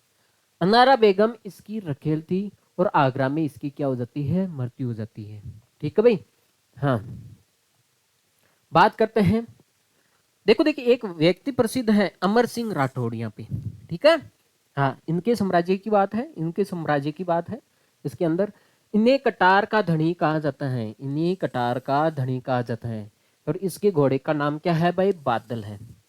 बादल किसके घोड़े का नाम है? अमर सिंह राठौड़। ठीक है। और इन्हें कटार का धनी भी कहते हैं। आगे बात करते हैं। इनकी 16 खंभों युक्त क्षत्रिय नागौर में अंदर स्थित है। इन्होंने शाहजहां के आगरा दरबार में सलावत खां की क्या की थी? हत्या की थी। ठीक है भाई। आगरा में शाहजहां के आगरा दरबार में सलावत खां की क्या की थी? हत्या की थी। ठीक है भाई। आगे बात करते हैं। मतीरे की राड़ जो इनके काल में होती है। देखो देखिए, इस युद्ध में जांगखिड़िया गांव का युद्ध भी कहते हैं। देखो देखिए, इस युद्ध को जांगखिड़िया गांव का युद्ध भी कहते हैं। देखो, मतीरे की लड़ाई होती है ना। देखो देखिए, किन के बीच में होती है? होता क्या कि देखो भाई, बीकानेर के राजा कौन है? करण सिंह। देखो देखिए, बीकानेर के राजा कौन है? करण सिंह। और इधर है नागौर के राजा कौन है? अमर सिंह। ठीक है भाई। देखो, ये अमर सिंह राठौड़। तो इधर देखो भाई, अमर सिंह कौन है? देखो देखिए, पहले तो हमने पढ़ा था। देखो, एक तो अमर सिंह जो नागौर का राजा है, और बीकानेर का राजा है आपके सामने करण सिंह। इनके बीच में मतीरे की लड़ाई होती है। होता क्या है कि आपके सामने बीकानेर है, आपके सामने जो बीकानेर है, होता क्या कि जो मतीरे की जो बेल होती है, तो मतीरे की जो बेल है वो यहाँ से उगती है, और ये फैलती फैलती इधर नागौर के अंदर आ जाती है, नागौर के अंदर आ जाती है। अब कहता है इस बेल के ऊपर, बीकानेर का राजा बोलता है इस बेल के ऊपर हमारा हक है। हाँ भाई, इस गांव में होती है, राजा क्यों इस छोटी मोटी बातों का ध्यान रखेगा। हाँ, लेकिन नागौर वाले कहते हैं इस बेल पे हमारा हक है, ये जिसमें लगे तरबूज। भाई, जो इस पे जो तरबूज है ना, तरबूज किधर लग गए भाई? इधर नागौर के अंदर लग गए। ठीक है भाई। हाँ, तो बीकानेर वाले बोल रहे हैं भाई बेल हमारे एरिया में उगी है, और इस पे इन तरबूजों के ऊपर हमारा हक है। लेकिन नागौर वाले बोल रहे हैं भाई बेल तो तुम्हारे एरिया में उगी है, लेकिन ये तरबूज यहीं पे लगा है, नागौर के अंदर ही लगा है, आगे बात में तुम्हारे एरिया में नहीं लगा है। तो इसको लेकर यहाँ पे मतीरे की लड़ाई होती है। और गांव का नाम याद रखना है, जाखड़िया गांव। ठीक है। यहाँ पे युद्ध होता है जिसमें बीकानेर के शासक क्या हो जाते हैं भाई? करण सिंह जीत जाते हैं, और मतीरा वो लेके चले जाते हैं। ठीक है भाई। तो ये मतीरे की लड़ाई है, 1644 के अंदर होती है। ठीक है भाई। अमर सिंह नागौर के हैं राजा अमर सिंह, और बीकानेर के राजा है करण सिंह। और इस अमर सिंह की कहानी यहाँ पे है। पहले हमने बात की थी अमर सिंह कौन है, ये इसको कटार का धनी भी कहते हैं, और इसको घोड़े का नाम है बादल। ठीक है। इनकी नागौर में 16 खंभों की छत्रियां भी युक्त हैं। इन्होंने शाहजहां के आगरा दरबार में सलावत कहा की क्या की थी? हत्या की थी। ठीक है भाई। तो ये बात होगी इसके बारे में। बात करते हैं हम आगे, बात करेंगे आगे जसवंत सिंह प्रथम। देखो देखिए, जत जसवंत सिंह प्रथम की बात करते हैं। शाहजहां ने इनको महाराजा का खिताब दिया था। ठीक है। शाहजहां ने इसको, देखो दो ही मौके इंपॉर्टेंट बातें हैं इसके बारे में। जसवंत सिंह प्रथम, शाहजहां ने इसको महाराजा का खिताब दिया था, और इनको 6000 मनसबे प्रदान किए गए थे। तो आपको ये ध्यान रखना है, इतिहास में 6000 मनसबे किसको मिले थे? इसने जसवंत सिंह प्रथम को, जिसने शाहजहां ने दिए थे। अब बात करते हैं, एक आता है धर्मत का युद्ध। धर्मत का युद्ध, बात करते हैं, ये युद्ध उज्जैन मध्य प्रदेश में लड़ा गया था। ठीक है, ये युद्ध कहाँ पे हुआ था? उज्जैन मध्य प्रदेश में हुआ था। देखो देखिए, ये युद्ध दारा सिकों और औरंगजेब के मध्य हुआ था। बात कर देंगे इस युद्ध में जसवंत सिंह ने दारा सिकों का और मुराद ने औरंगजेब का साथ दिया था। ठीक है, ये युद्ध होता है भाई आपके सामने दारा सिकों और औरंगजेब के मध्य होता है। लेकिन दारा सिकों का साथ तो इसने जसवंत सिंह ने दिया था, औरंगजेब का साथ मुराद ने दिया था। ठीक है, साथ दिया था औरंगजेब, इसमें औरंगजेब क्या रहता है? विजय रहता है। लेकिन बात यहाँ पे आती है जसवंत सिंह, जसवंत सिंह को पता चलता है कहीं ना कहीं हम युद्ध हारने वाले हैं, मरने वाले हैं, तो ये युद्ध को छोड़कर घर आ जाते हैं। लेकिन जैसे ही आपको पता है रानी कहां से बर्दाश्त करे, इसकी पत्नी रानी जसवंत दे, पत्नी का भी नाम क्या है? जसवंत दे, ने दुर्ग के दरवाजे खोलने से मना कर दिया। ठीक है भाई, हाँ भाई, इस डरपोक को अंदर नहीं बाड़ेंगे। तो जसवंत सिंह प्रथम ने सर्वप्रथम मारवाड़ में अनार के बाग लगाए थे। ठीक है भाई, अगर पूछ लिया जाए मारवाड़ में सर्वप्रथम अनार के बाग किसने लगाए थे? आपके सामने जसवंत सिंह ने लगवाए थे। इन्होंने भाषा भूषण नामक ग्रंथ की स्थापना भी की। भाई डरपोक शासक तो है लेकिन, ठीक है, हाँ, डरपोक नहीं कह सकते हैं, लेकिन हम बोल सकते हैं जब जान पे आ जाए तो जहान प्यारी रखनी चाहिए, सीधी सी बात है। ठीक है भाई, हाँ, दूसरों की भलाई में क्या पड़ा है? हाँ, अगर हमारे साम्राज्य की बात होती तो जान दे देते। हाँ, बात करते हैं तो मारवाड़ में अनार के बाग सर्वप्रथम इसने लगवाए थे, जसवंत सिंह ने, और भाषा भूषण नामक ग्रंथ की स्थापना भी इन्होंने की थी। 1678 ईस्वी में जमरूद अफगानिस्तान में इसकी क्या हो जाती है भाई? मृत्यु हो जाती है। देखो देखिए, जसवंत सिंह को औरंगजेब अपनी धर्मांध धर्मांध नीतियों को लागू करने में बाधित, देखो अपनी जो धर्म की नीतियां हैं, औरंगजेब जो अपनी धर्म की नीतियां थोपता था लोगों के ऊपर, तो इसमें बाधा डालता था जसवंत सिंह। जब ये मरा था अफगानिस्तान में, तब औरंगजेब ने दो लाइनें बोली थी इसकी मृत्यु पे, आज कुरुप का दरवाजा टूट गया है। आज किसका? कुरुप का दरवाजा टूट गया है। तो ये जो ये पंक्ति आती है भाई एग्जाम में, आज कुरुप का दरवाजा टूट गया है, औरंगजेब ने किसकी मृत्यु के उपलक्ष्य में कहा था?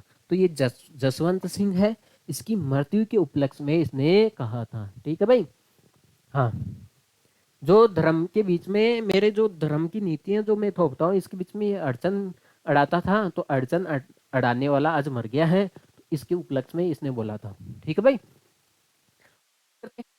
महाराजा अजीत सिंह, ठीक है, इनका जन्म 1679 में होता है और लाहौर में होता है।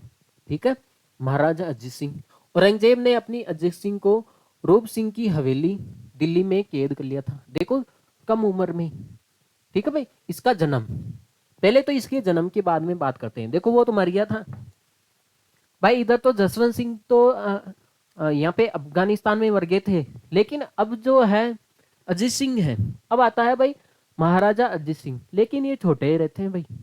ठीक है भाई, राजा बनने में टाइम है। लेकिन देखो देखिए 1679 में देखो, हाँ देखो ये लगभग आपके सामने 78 में तो मर जाता है, 1678 में मर जाता है, एक साल बाद में इसका जन्म होता है। ठीक है भाई, एक साल बाद में लाहौर में इसका जन्म होता है। अब बात करते हैं, औरंगजेब ने अजीत सिंह को रूप सिंह की हवेली दिल्ली में क्या कर लिया था भाई? कैद कर लिया था। ठीक है भाई, इनका कालिंदरी सिरोही नामक स्थान पर, देखो देखिए सिरोही में एक स्थान है कालिंदरी। ठीक है भाई, सिरोही में कौन सा स्थान है भाई? कालिंदरी। तो इस स्थान पर, सिरोही में है नामक स्थान पर, जयदेव पुष्करराय के घर, किसका घर है? जयदेव पुष्करड़ा के घर, इसका क्या होता है भाई? पालन पोषण होता है। भाई राजा को बड़ा किया जाता है, तो इनका पालन पोषण कहाँ होता है? जयदेव पुष्करण का के घर होता है, और ये कहाँ पे है? सिरोही के अंदर इसका पालन पोषण होता है। अब होता है भाई देवारी समझौता के माध्यम से 1707 में। ठीक है भाई, 1707 में देखो 20 कम से कम 25-27 साल के हो जाते हैं ये। ठीक है भाई, जब ये 27-28 साल के हो जाते हैं, तो एक समझौता करवाया जाता है, देबारी समझौता, ठीक है भाई, समझौता करवाया जाता है, अजीत सिंह को जोधपुर का राजा घोषित कर दिया जाता है, ठीक है भाई, ठीक है। हाँ, अब देखो देखिए बाद में इन्होंने अपनी पुत्री इंद्र कुमारी का विवाह दिल्ली बादशाह, देखो जाहिर सी बात है ये समझौता होता है तो ज्यादा से ज्यादा ये क्या मांगते हैं, ये जो मुगल शासक है ज्यादा से ज्यादा क्या मांगते हैं, हाँ, रानियां दे दो भाई। तो अपनी पुत्री का इंद्र कुमारी, ठीक है, इनकी पुत्री है इंद्र कुमारी का विवाह दिल्ली बादशाह फरूख सियर के से करवाता है, ठीक है भाई। हाँ, अपनी पुत्री का विवाह फरूख सियर से करवाता है। देखो देखिए बात करते हैं, यह अंतिम राजपूत मुगल विवाह था। देखो देखिए इसके बाद में मुगल विवाह नहीं हुआ था, ठीक है भाई।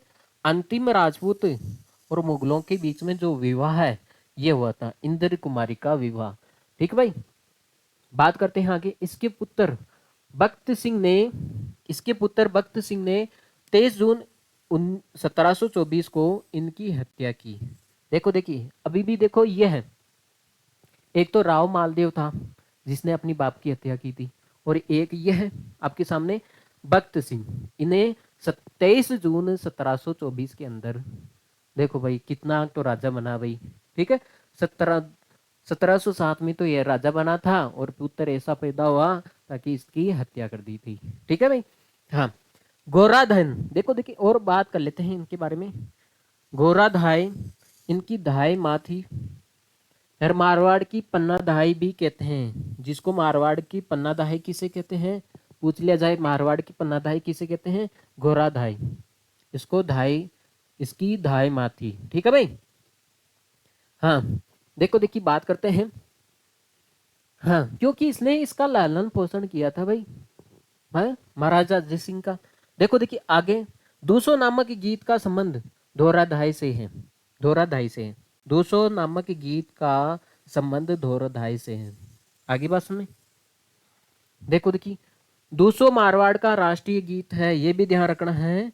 मारवाड़ का राष्ट्रीय गीत कौन सा था भाई, 200, और इस 200 का संबंध, देखो देखिए मारवाड़ का राष्ट्रीय गीत 200 है और इस 200 का संबंध घोराधाई से है, और घोराधाई क्या है, इनकी क्या है, मारवाड़ की पन्ना दाई है और इनकी धाई माता है, ठीक है भाई। इन्होंने गुण सागर निर्वाण दोहा, गुण सागर निर्वाण दोहा अजित चरित्र नामक ग्रंथों की रचना की थी।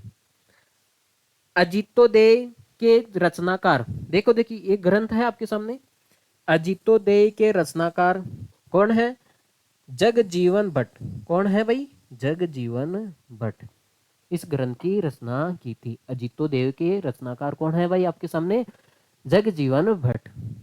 अब बात करते हैं इनके बारे में। अब आपको पता है इसका पुत्र है भक्त सिंह, इसकी हत्या कर देता है लेकिन ये राजा नहीं बन पाता है, हैं? देखो देखिए बात करते हैं आगे। अब आता है महाराजा अभय सिंह, महाराजा अभय सिंह, महाराजा अभय सिंह। बात करते हैं इनके समय में 1730 में खेजड़ली जोधपुर में हत्याकांड हुआ है। भाई आपको पता है, देखो देखिए भाई इसके समय 1730 में खेजड़ली जोधपुर में एक हत्याकांड होता है, ठीक है भाई। हाँ, विष्णु समाज में, देखो देखिए बात करते हैं इनका जो सेनापति है, देखो इसका महाराजा अभय सिंह का जो सेनापति है गिरधारी लाल, कौन सा है, गिरधारी लाल के नेतृत्व में सेना द्वारा खेजड़ली नामक स्थान पर, देखो देखिए एक है अमृता देवी विष्णोई। देखो घटना कहां से स्टार्ट होती है, अपने राजमहल के लिए कुछ लकड़ियां चाहिए थी, तो ये कहां चले गए आपके सामने, खेजड़ली, जो जोधपुर के अंदर है, ठीक भाई। खेजड़ली कहाँ पे स्थित है, जोधपुर के अंदर है, तो वहां चले गए। तो इन्होंने क्या किया कि जो जो वृक्ष है इसको काटने लग गए थे। तो वहां पे एक विष्णोई समाज की एक लेडीज है जिसका नाम है अमृता देवी, उसने मना कर दिया था वृक्ष को नहीं काटने दूंगी, तो वो क्या कर जाती है, वृक्ष से लिपट जाती है। तो वो सेनापति इतने क्रूर होते हैं भाई, उस औरत को क्या कर देते हैं, काट देते हैं, ठीक है भाई। हाँ, वृक्ष से चिपकी रहती है तो वृक्ष के साथ इसको काट देते हैं, औरत को काट देते हैं, वृक्ष तो नहीं करता है।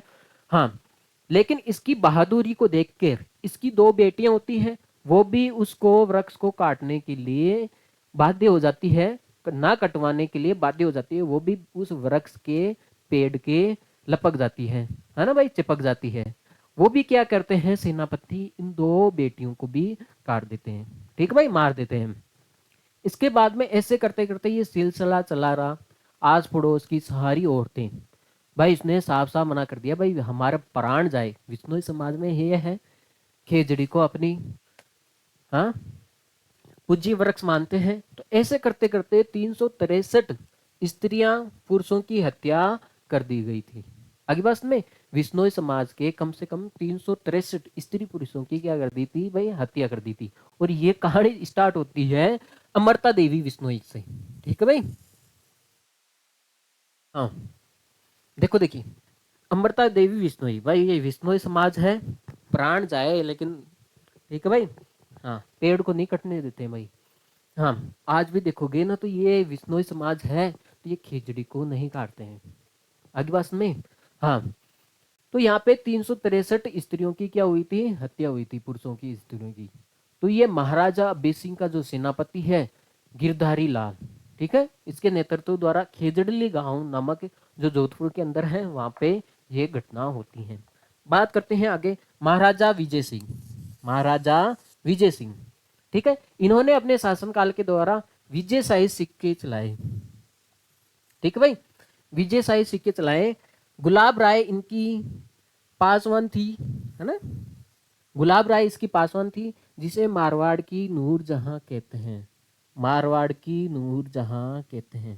देखो देखिए आगे बात करते हैं, अगर पूछ लिया जाए आपको मारवाड़ की नूर जहां किसे कहते हैं, इसकी पासवान को, गुलाब राय को मारवाड़ की नूर जहां कहते हैं।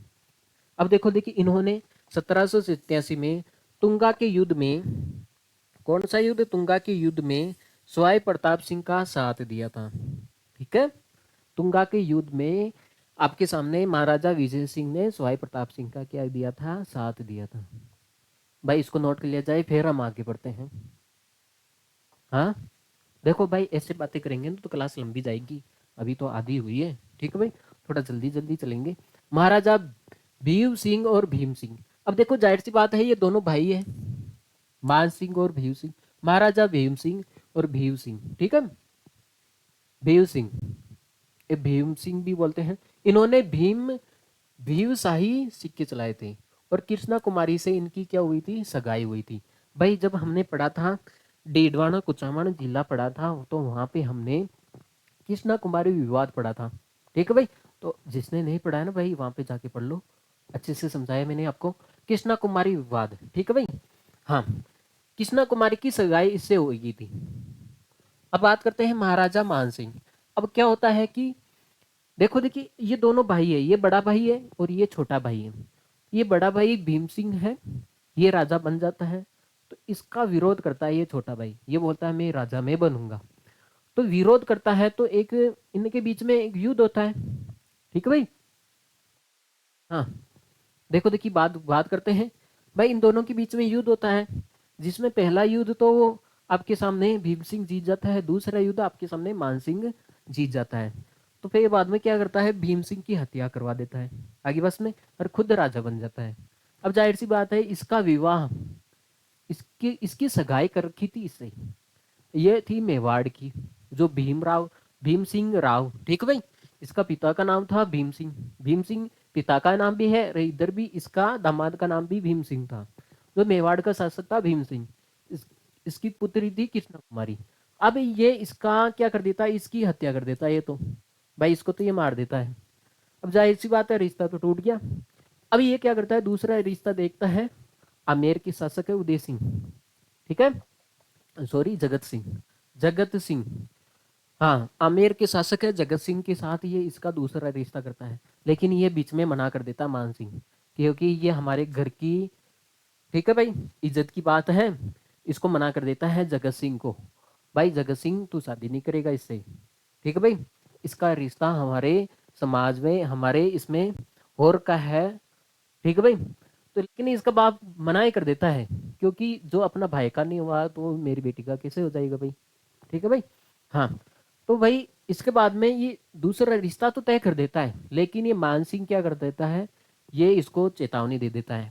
भाई ये बोलता है भाई जगत सिंह तेरे में इतनी ही हिम्मत है तो मेरे साम्राज्य में आके दिखा। इधर से जगत सिंह बोलता है मान सिंह तेरे में इतनी हिम्मत है तो मेरे आमेर के अंदर आके दिखा। लेकिन भाई ये दोनों ही मायके लाल नहीं निकले, ये भिड़ते हैं डीडवाने कुचामन के अंदर। घिंगोली का युद्ध होता है दोनों के बीच में, ठीक है। वर्तमान में घिंगोली स्थान डीडवाना कुचामन में है। ये मान सिंह और जगत सिंह द्वितीय के बीच में होता है, जिसमें जो आमेर का जो जगत सिंह है ये जीत जाता है, ठीक है भाई। लेकिन बाद में क्या किया जाता है, जगत सिंह का साथ देता है पिंडारी वगैरह, ठीक है भाई। अमीर खां पिंडारी है, अमीर खां पिंडारी जगत सिंह का क्या देते हैं, ये साथ देते हैं, इसलिए ये युद्ध जीत जाते हैं। बाद में क्या करता है, ये पिंडारी है, पैसों का लालच होता है, बस बात खत्म। इनको मान सिंह ने पैसों का लालच दे दिया तो कृष्णा कुमारी को जहर दे दिया था, ठीक है भाई। और ये पिंडारी बाद में मान सिंह के साथ हो जाते हैं। अब बात करते हैं आगे। 1818 ईस्वी में अंग्रेजों का सहायक संधि की थी। देखो देखिए, और महाराजा मान सिंह है, इन्होंने 1818 में अंग्रेजों से सहायक संधि की थी। आगे बात करते हैं। बाकी दास इसके काव्य गुरु थे, जिनको मारवाड़ का बीरबल भी कहा जाता है। तो मारवाड़ का बीरबल किसे कहा जाता है, बाकी दास को, ठीक है भाई। आगे बात करते हैं। 1812 में मानसिंह पुस्तकालय शोध केंद्र की स्थापना की गई थी, ठीक है। 1812 में मानसिंह पुस्तकालय शोध केंद्र की स्थापना 1812 के अंदर की गई थी। यह है भाई मानसिंह के बारे में बातें। आगे बढ़ते हैं हम, थोड़ा जल्दी चलेंगे। महाराजा तख्त सिंह ना, तख्त सिंह, महाराजा तख्त सिंह, बात करते हैं इसके बारे में। 1857 की क्रांति के समय इन्होंने अंग्रेजों का साथ दिया। पहली बात तो ये अंग्रेजों के गुलाम थे। दूसरी बात है, विदोड़ का जब युद्ध हुआ था, जब विदोड़ का युद्ध हुआ था 8 सितंबर 1857 के अंदर के समय इन्होंने अंग्रेजों का साथ दिया था, ठीक है भाई, साथ देने का काम किया है। और इन्होंने सती प्रथा और समाधि प्रथा पर रोक लगाई थी। भाई अंग्रेजों का साथ दिया है, लेकिन एक काम तो अच्छा किया इसने, सती प्रथा और समाधि प्रथा पर इसने रोक लगा दी थी, ठीक है भाई। तो आपको पूछ लिया जाए सती प्रथा और समाधि प्रथा पर रोक लगाने वाला शासक कौन है, महाराजा तख्त सिंह। बात करते हैं आगे, महाराजा जसवंत सिंह, पहले भी आया था वो, जसवंत सिंह प्रथम था, और ये कौन सा है, द्वितीय है, ठीक है भाई। नहीं जान वेश्या, देखो देखिए, नहीं जान वेश्या जो महाराजा जसवंत सिंह की रखेल थी, ठीक है भाई।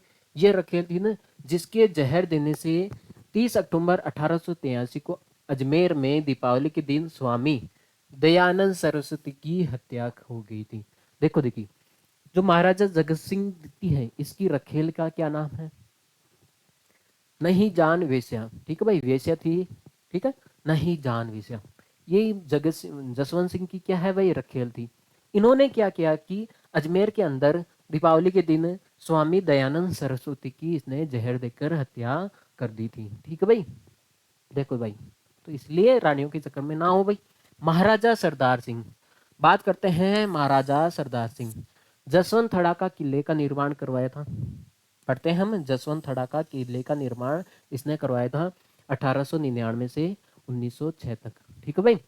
हाँ, पहली बात तो ये होगी, जसवंत थड़ा का निर्माण करवाया था।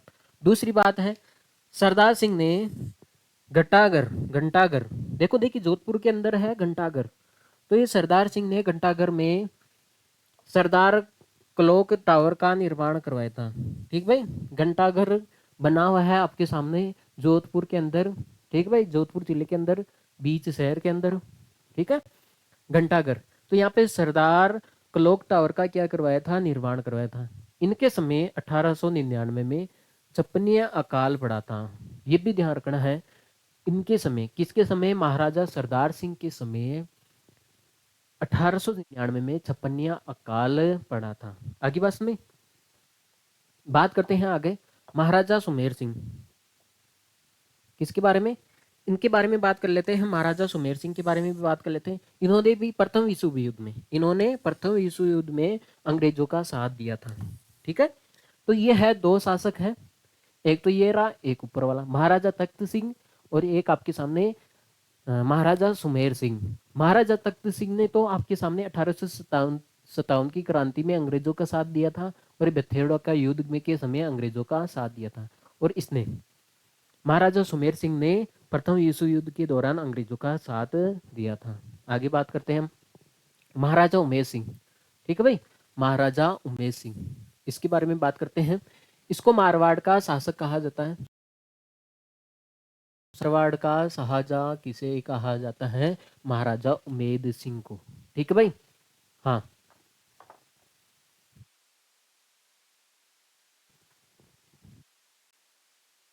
अब भाई देखो देखी, कुछ टेक्निकल प्रॉब्लम आ गया था। ठीक है, वक्त रहते पता चल गया। देखो देखिए, बात करते हैं महाराजा उमेर सिंह। ठीक है, इसको मारवाड़ का शाहजहां कहा जाता है। दूसरी बात करते हैं, इसको आधुनिक मारवाड़ का निर्माता कहा जाता है। देखो देखिए, आधुनिक मारवाड़ का निर्माता किसे कहा जाता है? महाराजा उमेर सिंह को कहा जाता है। आगे बात करेंगे हम, आगे बात करेंगे इनके अकाल रहित कार्य के लिए। देखो अकाल पड़ गया था इसके काल में। देखो देखिए, छप्पनिया का अकाल पड़ा था 1899 में। देखो बाद में अकाल का कार्य स्टार्ट हो जाता है भाई। देखो देखिए, इन्होंने अकाल रहित कार्य के लिए उमेद भवन पैलेस का क्या करवाया था भाई? निर्माण करवाया था भाई, लोगों को रोजगार मिल जाए, अकाल पड़ गया था। ठीक भाई, तो इस उपलक्ष्य में इन्होंने उमेद भवन पैलेस का निर्माण करवाया था। बहुत बड़ा भवन पैलेस है भाई। ठीक है। हाँ, देखो देखिए, बाद में इन्होंने भाई भवन का निर्माण नहीं करवाया भाई, लोगों को रोजगार मिल सके तो भवन का निर्माण करवाया। इसके लिए और भी भाई अकाल को हटाना तो पड़ेगा। 1946 में जोआई बांध का निर्माण करवाया था और इसको मारवाड़ का अमृत सरोवर बांध भी कहते हैं।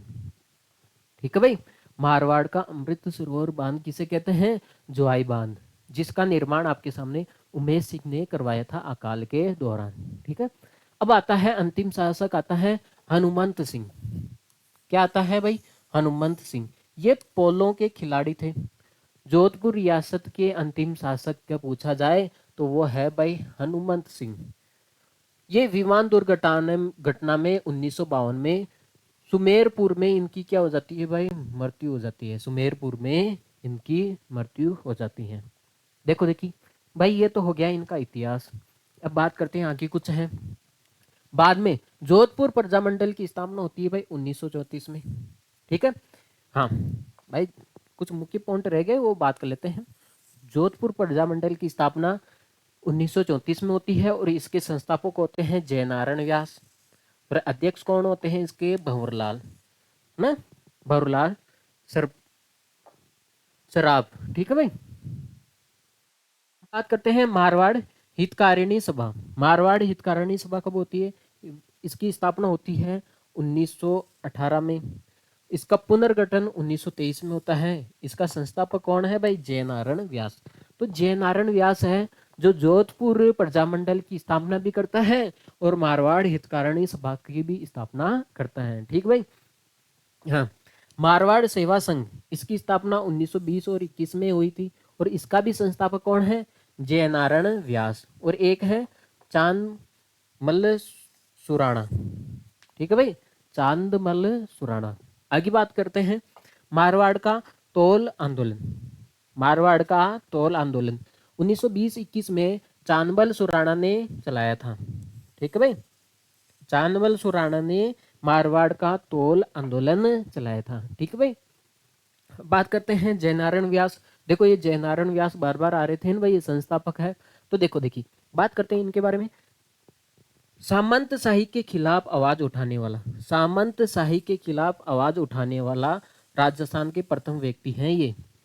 ठीक है भाई। हाँ, तो ये इसको इसलिए इसको राजस्थान का क्या कहा जाता है भाई? शहर कहते हैं इसको। राजस्थान का क्या कहते हैं? शहर कहते हैं। क्यों कहते हैं इसको शहर राजस्थान का? क्योंकि इसने सामंत शाही के खिलाफ इसने अपनी आवाज उठाई थी। राजस्थान का लोक नायक भी कहते हैं भाई, आवाज उठाने वाला ये लोक नायक भी है। ठीक है। उपनाम की बात करें, लकीर का फकीर भी कहते हैं इसको। धुन की धाणे, धुन का धनी भी कहते हैं। लक्कड़ का फक्कड़ भी कहते हैं। क्या बात है भाई। ठीक है भाई। तो ये जयनारायण व्यास है, इसको ये इतना ध्यान रखना है, सामंत शाही के खिलाफ आवाज उठाने वाला प्रथम व्यक्ति कौन है? सामंत शाही के खिलाफ, तो वह है जयनारायण व्यास। ठीक है भाई। इसको लकीर का फकीर, धुन का धनी, लक्कड़ का पकड़ भी कहते हैं। इन्होंने राजस्थानी भाषा में आगी बाण, हिंदी में इसने राजस्थानी भाषा में तो आगी बाण तो हिंदी में था उसका आगी बाण में, ठीक है भाई, आगी बाण का राजस्थानी भाषा में अनुवाद किया था। और अखंड भारत का देखो देखिए, राजस्थानी भाषा में तो आगी बाण का अनुवाद किया था और हिंदी में अखंड भारत का, और अंग्रेजी में पीप नामक समाचार पत्रों का क्या किया था भाई, प्रकाशन किया था। ठीक है भाई, हाँ नोट कर लिया जाए भाई इसको। तो यहाँ पे जयनारायण व्यास इंपोर्टेंट है, ये ध्यान रखना है आपको। आगे बात करते हैं भाई। आगे देखो देखिए, कला और संस्कृति के बारे में देख लेते हैं हम थोड़ा जल्दी जल्दी। देखो देखिए, बात करते हैं घूमर नृत्य मारवाड़ का प्रसिद्ध, घूमर नृत्य मारवाड़ का प्रसिद्ध नृत्य है। गुडला नृत्य, देखो देखिए जोधपुर की मारवाड़ की बात कर रहे हैं तो कौन से नृत्य प्रसिद्ध है मारवाड़ के, ये गुडला नृत्य है। छिद्रित मटकियों में, जो छिद्र की गई मटकियां हैं उसके अंदर दीपक जलाकर, छिद्रित मटकियों में जलता हुआ दीपक रखकर महिलाओं द्वारा किया जाता है। यह नृत्य है ना शीतला अष्टमी से गणगौर तक चलता है। ठीक है भाई, गुल्ला नृत्य। देखो देखिए, ये किस उपलक्ष्य में चलता है, मैंने आपको बताया था ना भाई। देखो मैं आपको बताता हूं,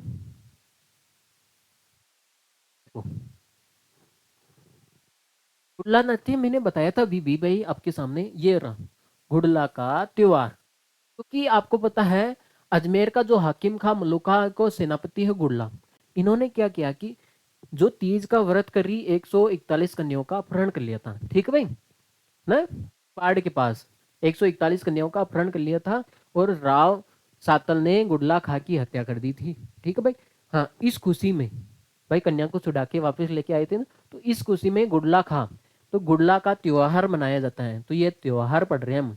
ठीक है भाई, एक तो गुम्मर है, एक है गुडला नृत्य। ठीक है भाई, हाँ अब देखो देखिए आगे बात करते हैं। वीरपुरी का मेला मंडौर में बढ़ता है। वीरपुरी का मेला ये सावन माह के अंतिम सोमवार को लगता है।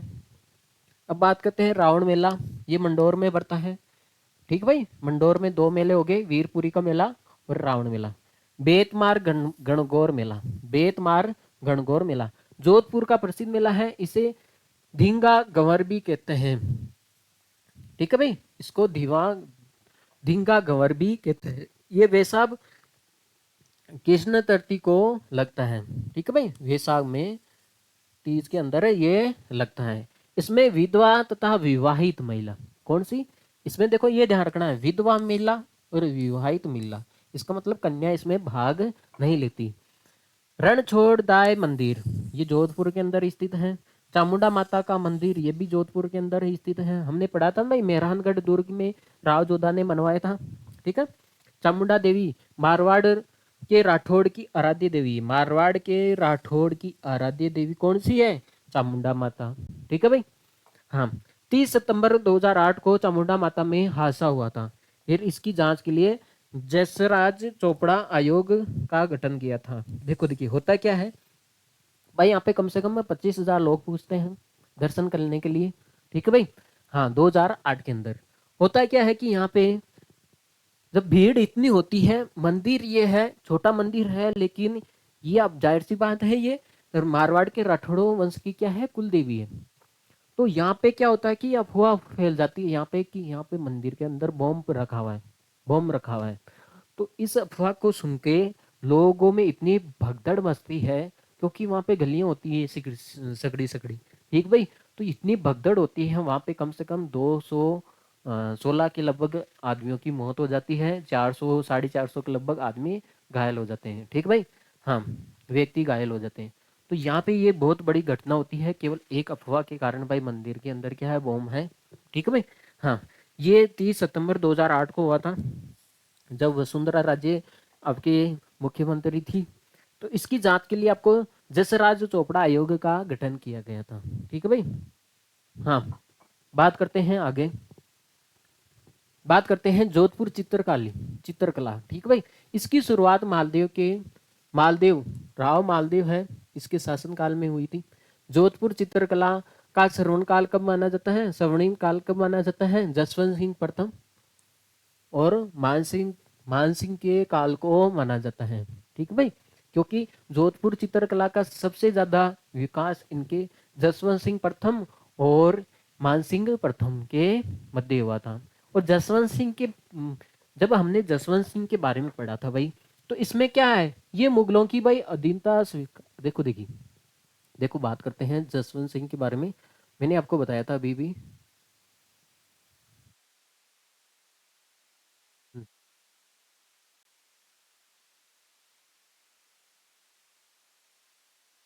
हाँ देखो देखिए, चलो हटो इसको। हाँ, इसमें पीले रंग की प्रधानता होती है इस चित्रकला में। ठीक है भाई, आगे बात करते हैं प्रमुख चित्रकार कौन से हैं जोधपुर चित्रकला से संबंधित। एक देवदास है, एक गोविंददास है, एक ईश्वरदास है, एक माधोदास है। ठीक है, प्रमुख चित्र कौन से बनाए जाते हैं यहाँ पे। ऊंट का चित्र बनाया जाता है, आम का चित्र बनाया जाता है, नायिका की आंखें बादाम के समान होती है ना, बादाम के समान। ठीक है भाई, नायिका का चित्र बनाया जाता है लेकिन उसकी आंखें बनाई जाती है बादाम के समान। नायिका के लंबे कद बनाए जाते हैं, चौड़े कंधे और लंबी मूछों के साथ चित्रित किया जाता है। ठीक है। हाँ, बात करते हैं सर्वाधिक प्रेम कहानियों का चित्रण। देखो यहाँ पे सर्वाधिक प्रेम कहानियों का चित्रण चित्रण भी होता है, और कुत्ते का चित्रण भी मिलेगा आपको, झाड़ियों का चित्रण भी मिलता है। ठीक है भाई, इस प्रकार की यहाँ पे चित्रकारी होती थी। इस चित्रशैली में रागमाला का चित्रण मानसिंह के समय वीर बिट्टूला बिट्टुल दास ने किया था। देखो देखिए, देखो देखिए किसका, मानसिंह के समय वीर बिट्टुल दास ने कौन सी, इस शैली के रागमाला का चित्रण किया था। बात करते हैं आगे, जमीला बानो जोधपुर की प्रसिद्ध मांट गायिका है। जोधपुर की प्रसिद्ध मांड गायिका कौन है, जमीला बानो। राजस्थान के संगीत नाटकीय अकादमी की स्थापना जोधपुर में 1957 के अंदर हुई थी। ठीक भाई, तो जोधपुर कम से कम कहीं ना कहीं ये संगीत से भी, चित्रकारी के लिए तो हम फेमस ही है जोधपुर, लेकिन ये कहीं ना कहीं संगीत के लिए भी क्या है, थोड़ा। हाँ, तो राजस्थान संगीत नाटक अकादमी की स्थापना जोधपुर में 1957 के अंदर की गई थी। चौपासनी चौपासनी शोध संस्थान जोधपुर में इसकी स्थापना 1950 में हुई थी। अन्य नाम की बात किया जाए तो ये राजस्थान का शोध संस्थान है। राजस्थान का शोध संस्थान कौन सा है, चौपासनी शोध संस्थान। ठीक है भाई, यहाँ से परंपरा नामक पत्रिका का प्रकाशन होता है। ठीक है भाई, यहाँ से परंपरा नामक पत्रिका का क्या होता है, प्रकाशन होता है। ठीक है भाई, यहाँ पे शोध संसाधन है ना, चौपासी शोध संसाधन है, यहाँ से परंपरा नामक पत्रिका का क्या होता है भाई, प्रकाशन होता है। नोट कर लिया जाए भाई। देखो देखिए भाई, थोड़ा बहुत बचा है। हाँ भाई, इसको थोड़ा डिटेल में, ज़्यादा ही डिटेल में पढ़ते हैं तो आपको पता है ये क्लास कम से कम 5 घंटे की जाती है। ठीक है। हाँ, तो ये मोटी मोटी बातें हैं, डिटेल में आपको इतिहास है, इतिहास के अंदर पढ़ाया जाएगा। जिला दर्शन है भाई। प्रधानमंत्री की छतरियां जसवंत सिंह प्रथम, जो जसवंत सिंह प्रथम है, इनका जो प्रधानमंत्री है राज सिंह कुंपावत की छतरियां बनी हुई है। इस छतरी को प्रधानमंत्री देवल भी कहते हैं। ठीक है भाई। हाँ, आपसे पूछ लिया जाए प्रधानमंत्री की छतरियां कहाँ स्थित है, जोधपुर में, बस इतनी सी बात ध्यान रखनी। जसवंत थड़ा जसवंत सिंह द्वितीय की छतरी है। ठीक है, यहाँ पे जसवंत थड़ा के अंदर जसवंत सिंह द्वितीय की छतरी है, इसका निर्माण 1906 में सरदार सिंह ने करवाया था। ठीक है भाई, तो आपको ये ध्यान रखना है, जसवंत थड़ा के अंदर 1906 के अंदर सरदार सिंह ने जसवंत सिंह की छतरियां द्वितीय, जसवंत सिंह द्वितीय की छतरियां का निर्माण करवाया था। इसे राजस्थान का ताजमहल भी कहते हैं, राजस्थान का ताजमहल। ठीक है भाई, जसवंत थड़ा को कहते हैं। आगे बात करते हैं, कागा की छतरियां जोधपुर में है। ठीक भाई, सेनापति की छतरियां ये भी जोधपुर में है। जैसलमेर रानी की छतरियां, देखो जैसलमेर रानी की छतरी ये भी कहाँ है, स्थित है, जोधपुर में स्थित है भाई। उमादे थी भी, रूठी रानी उमादे, हाँ, लोणकरण सर की पुत्री। ठीक है भाई, उसकी ये छतरी है। जैसलमेर की वो तो वहीं वहीं से तो एक ही तो रानी आई थी वहीं जैसलमेर से, ठीक है भाई। हाँ, वो सती हुई थी। देखो देखिए, अजीत भवन राज्य का पहला हेरिटेज होटल, ठीक है भाई। राज्य का पहला हेरिटेज होटल कौन सा है? अजीत भवन है। पंचकुंडी की छतरियां, ये भी जोधपुर के अंदर स्थित है। बात करते हैं एक थंबा महल, ये भी जोधपुर के अंदर, जोधपुर के मंडोर के अंदर स्थित है। इसका निर्माण करवाया था भाई अजीत सिंह ने करवाया था। इसको हम, इंपॉर्टेंट है, एक थंबा महल को क्या कहते हैं? प्रहरी मीनार भी कहते हैं। आगे बस में अब बात करते हैं उमेद भवन। देखो इंपॉर्टेंट है ये, देखो देखिए सबसे बड़ा भवन है उमेद भवन। इसका निर्माण महाराजा उमेद सिंह ने करवाया था, ठीक है। अकाल अकाल रहित कार्यों के लिए, मैंने बताया था ना, अकाल रहित कार्यों के लिए इसने एक तो उमेद भवन का निर्माण करवाया था। भाई महाराजा उमेद सिंह के बारे में जब हमने पढ़ा था, देखो ये रहा, इसने एक तो उमेद भवन का निर्माण करवाया था और एक जवाई बांध का निर्माण करवाया था, ठीक है भाई, जिसको मारवाड़ का अमृत सरोवर बांध भी कहते हैं। तो ये पढ़ रहे हैं हम, ठीक है भाई। हाँ, महाराजा उमेद सिंह ने उमेद भवन का निर्माण करवाया था अकाल रहित कार्यों के लिए, ठीक है। इसे गड़िया का संग्रहालय व चित्री प्लेस भी कहते हैं। क्या कहते हैं इसको? गड़ियों का संग्रहालय और चित्र प्लेस भी कहते हैं। यह है उमेद भवन, ठीक है भाई।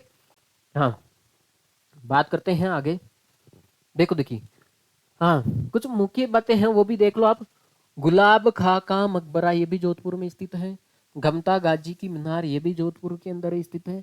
गुल्लर कालूदान का मकबरा, ये भी जोधपुर के अंदर स्थित है। तामा पीर की दरगाह, ये भी जोधपुर के अंदर स्थित है। पाल हवेली जोधपुर में है। बड़े मियाँ की हवेली जोधपुर में है। राखी हवेली जोधपुर में है। पुष्य हवेली जोधपुर में है। आगे बात करते हैं दार्शनिक स्थल के बारे में। जोधपुर का, भाई घूमने के लिए आप कहाँ कहाँ जा सकते हो? जोधपुर का फालंसा, है ना, फालंस, और भूरे खां की मजार, मान पुस्तक प्रकाश संग्रहालय, अकबर की तलवार देखने जा सकते हो, फूल महल देखने जा सकते हो, मोती महल देखने जा सकते हो, ख्वाजा साहब का महल देखने जा सकते हो, पदम शहर तालाब देखने जा सकते हो, चामुंडा माता देख जा सकते हो, गजनी बाण देखो देखिए ये तोपे हैं। गजनी बाण, देखो जोधपुर के अंदर कौन सी तोपें रखी गई है? दुर्ग के अंदर आप देखोगे गजनी बाण रखी गई है, शंभू बाण है, कील किला है ना, धुड़ धाड़ी आदि तोपें इसमें रखी गई है, ठीक है भाई, दुर्ग के अंदर। तो ये दुर्ग तोपों का नाम याद करना इसमें, ठीक है भाई। ये है इसमें मुख्य मुख्य इंपोर्टेंट बातें, ठीक है। मेहरानगढ़ दुर्ग, आपको पता है ये सबसे शक्तिशाली दुर्ग है। इसको हम, हाँ, इसको हम एशिया का सबसे बड़ा दुर्ग मानते हैं। देखो बात क्या है, मेहरानगढ़ दुर्ग। देखो देखिए इसके बारे में एक कहानी प्रसिद्ध है, देखो एक पंक्ति प्रसिद्ध है। हाँ, इसका हिंदी अर्थ आप बताओगे, आपके ऊपर छोड़ता हूं मैं। मन मन रासो 15 तड़े जेठ मास में झाण, है ना भाई, सुदी 11 शनिवार बंडरो गढ़ जोताड़ जोधाना। इसकी हिंदी आप मुझे बताओगे, ठीक है। इसके देखो देखिए, मेहरानगढ़ दुर्ग का निर्माण किसने करवाया था? राव जोधा ने, 12 मई 1459 में, ठीक है भाई। ये देखो आपको ये ध्यान रखना है, चिड़ियाकुट पहाड़ी पर स्थित है, ठीक है भाई। मेहरानगढ़ कौन सी पहाड़ी पे स्थित है? चिड़ियाकुट, चिड़ियाकुट पहाड़ी पर स्थित है। उपनाम बताया जाए इसका, मेहरानगढ़ का उपनाम क्या है? मयूर ध्वजगढ़, मयूर ध्वजगढ़, क्योंकि मोर की आकृति का है, ठीक भाई। गढ़ चिंतामणि, ठीक है, ये उपनाम हो गए।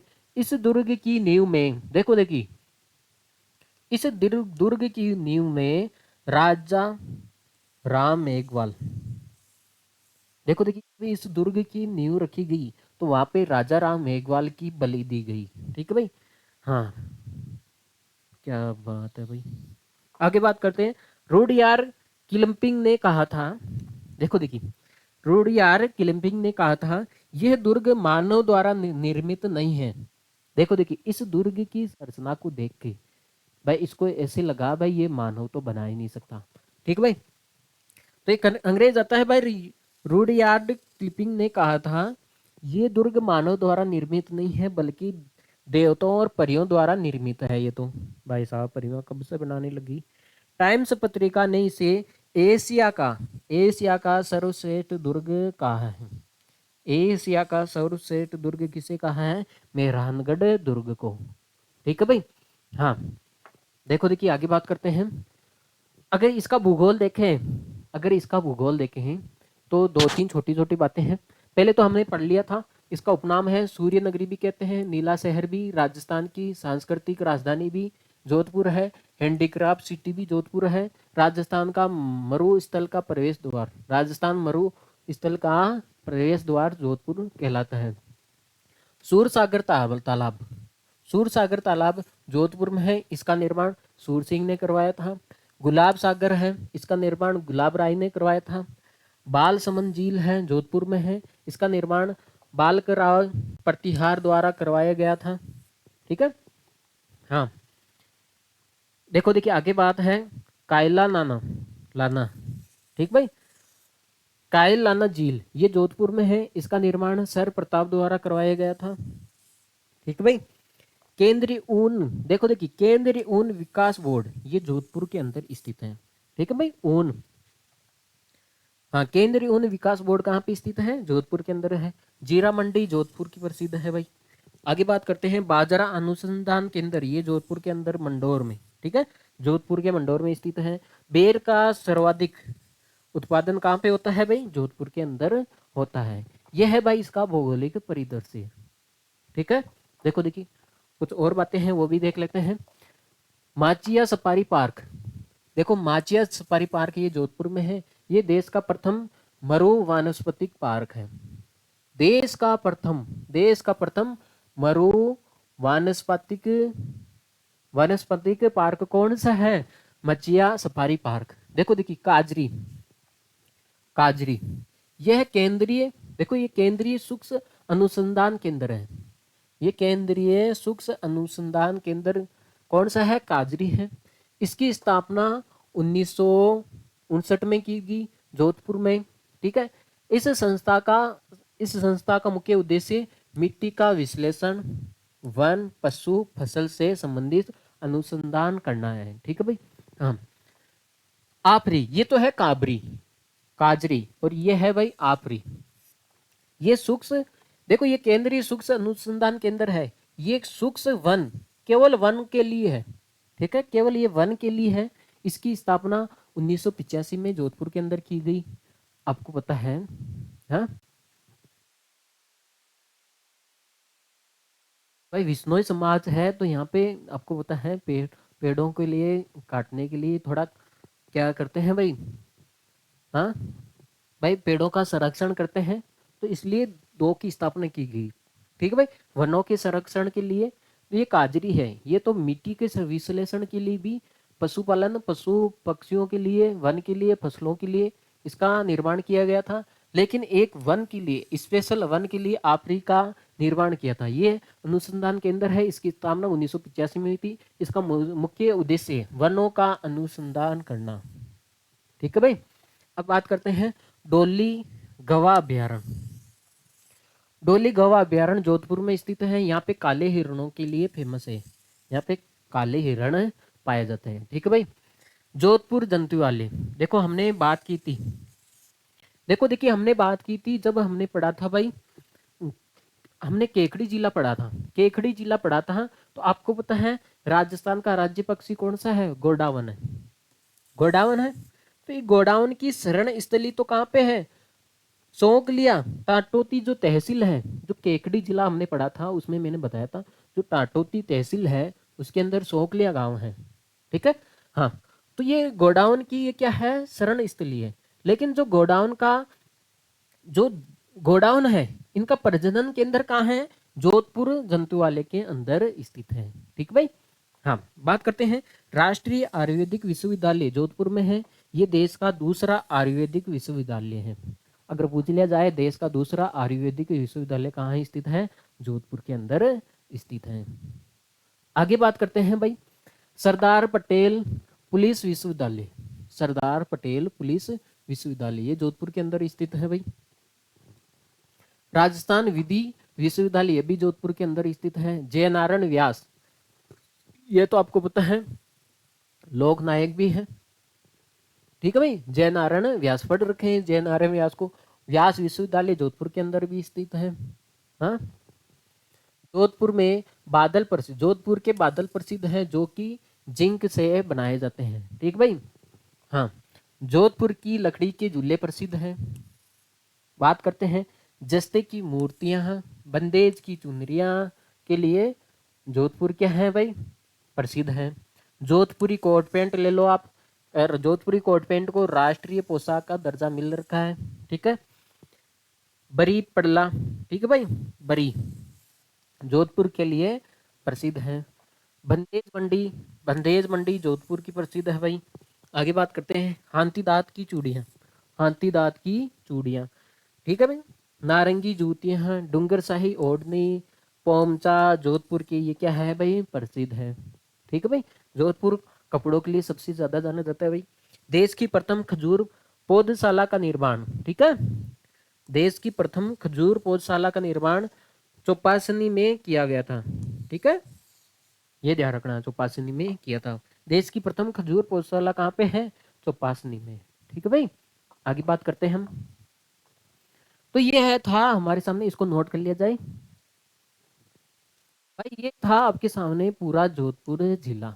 ठीक है भाई। इसके बाद में अगर कुछ बातें रह गई है वो जोधपुर ग्रामीण के अंदर आ जाएगी, है ना। ज्यादा हाउल करने की जरूरत नहीं है भाई। ठीक है भाई। हाँ, तो ये आपके सामने 1 घंटा 46 मिनट की क्लास हुई है। उम्मीद है आपको अच्छे से समझ में आया होगा। हाँ, तो क्लास को आप लाइक और शेयर करके जाना है। ठीक है भाई। हाँ, कम से कम 5 मित्रों के साथ तो शेयर करो। ठीक है भाई। हाँ, तो thanks for watching this class. आप हमारे प्लेटफॉर्म पे पधारे। ठीक है भाई, बहुत मेहरबानी आप लोगों की। हाँ, ठीक है भाई, नेक्स्ट क्लास में मिलते हैं और ज़रूर मिलेंगे। Okay, take care, see you, bye.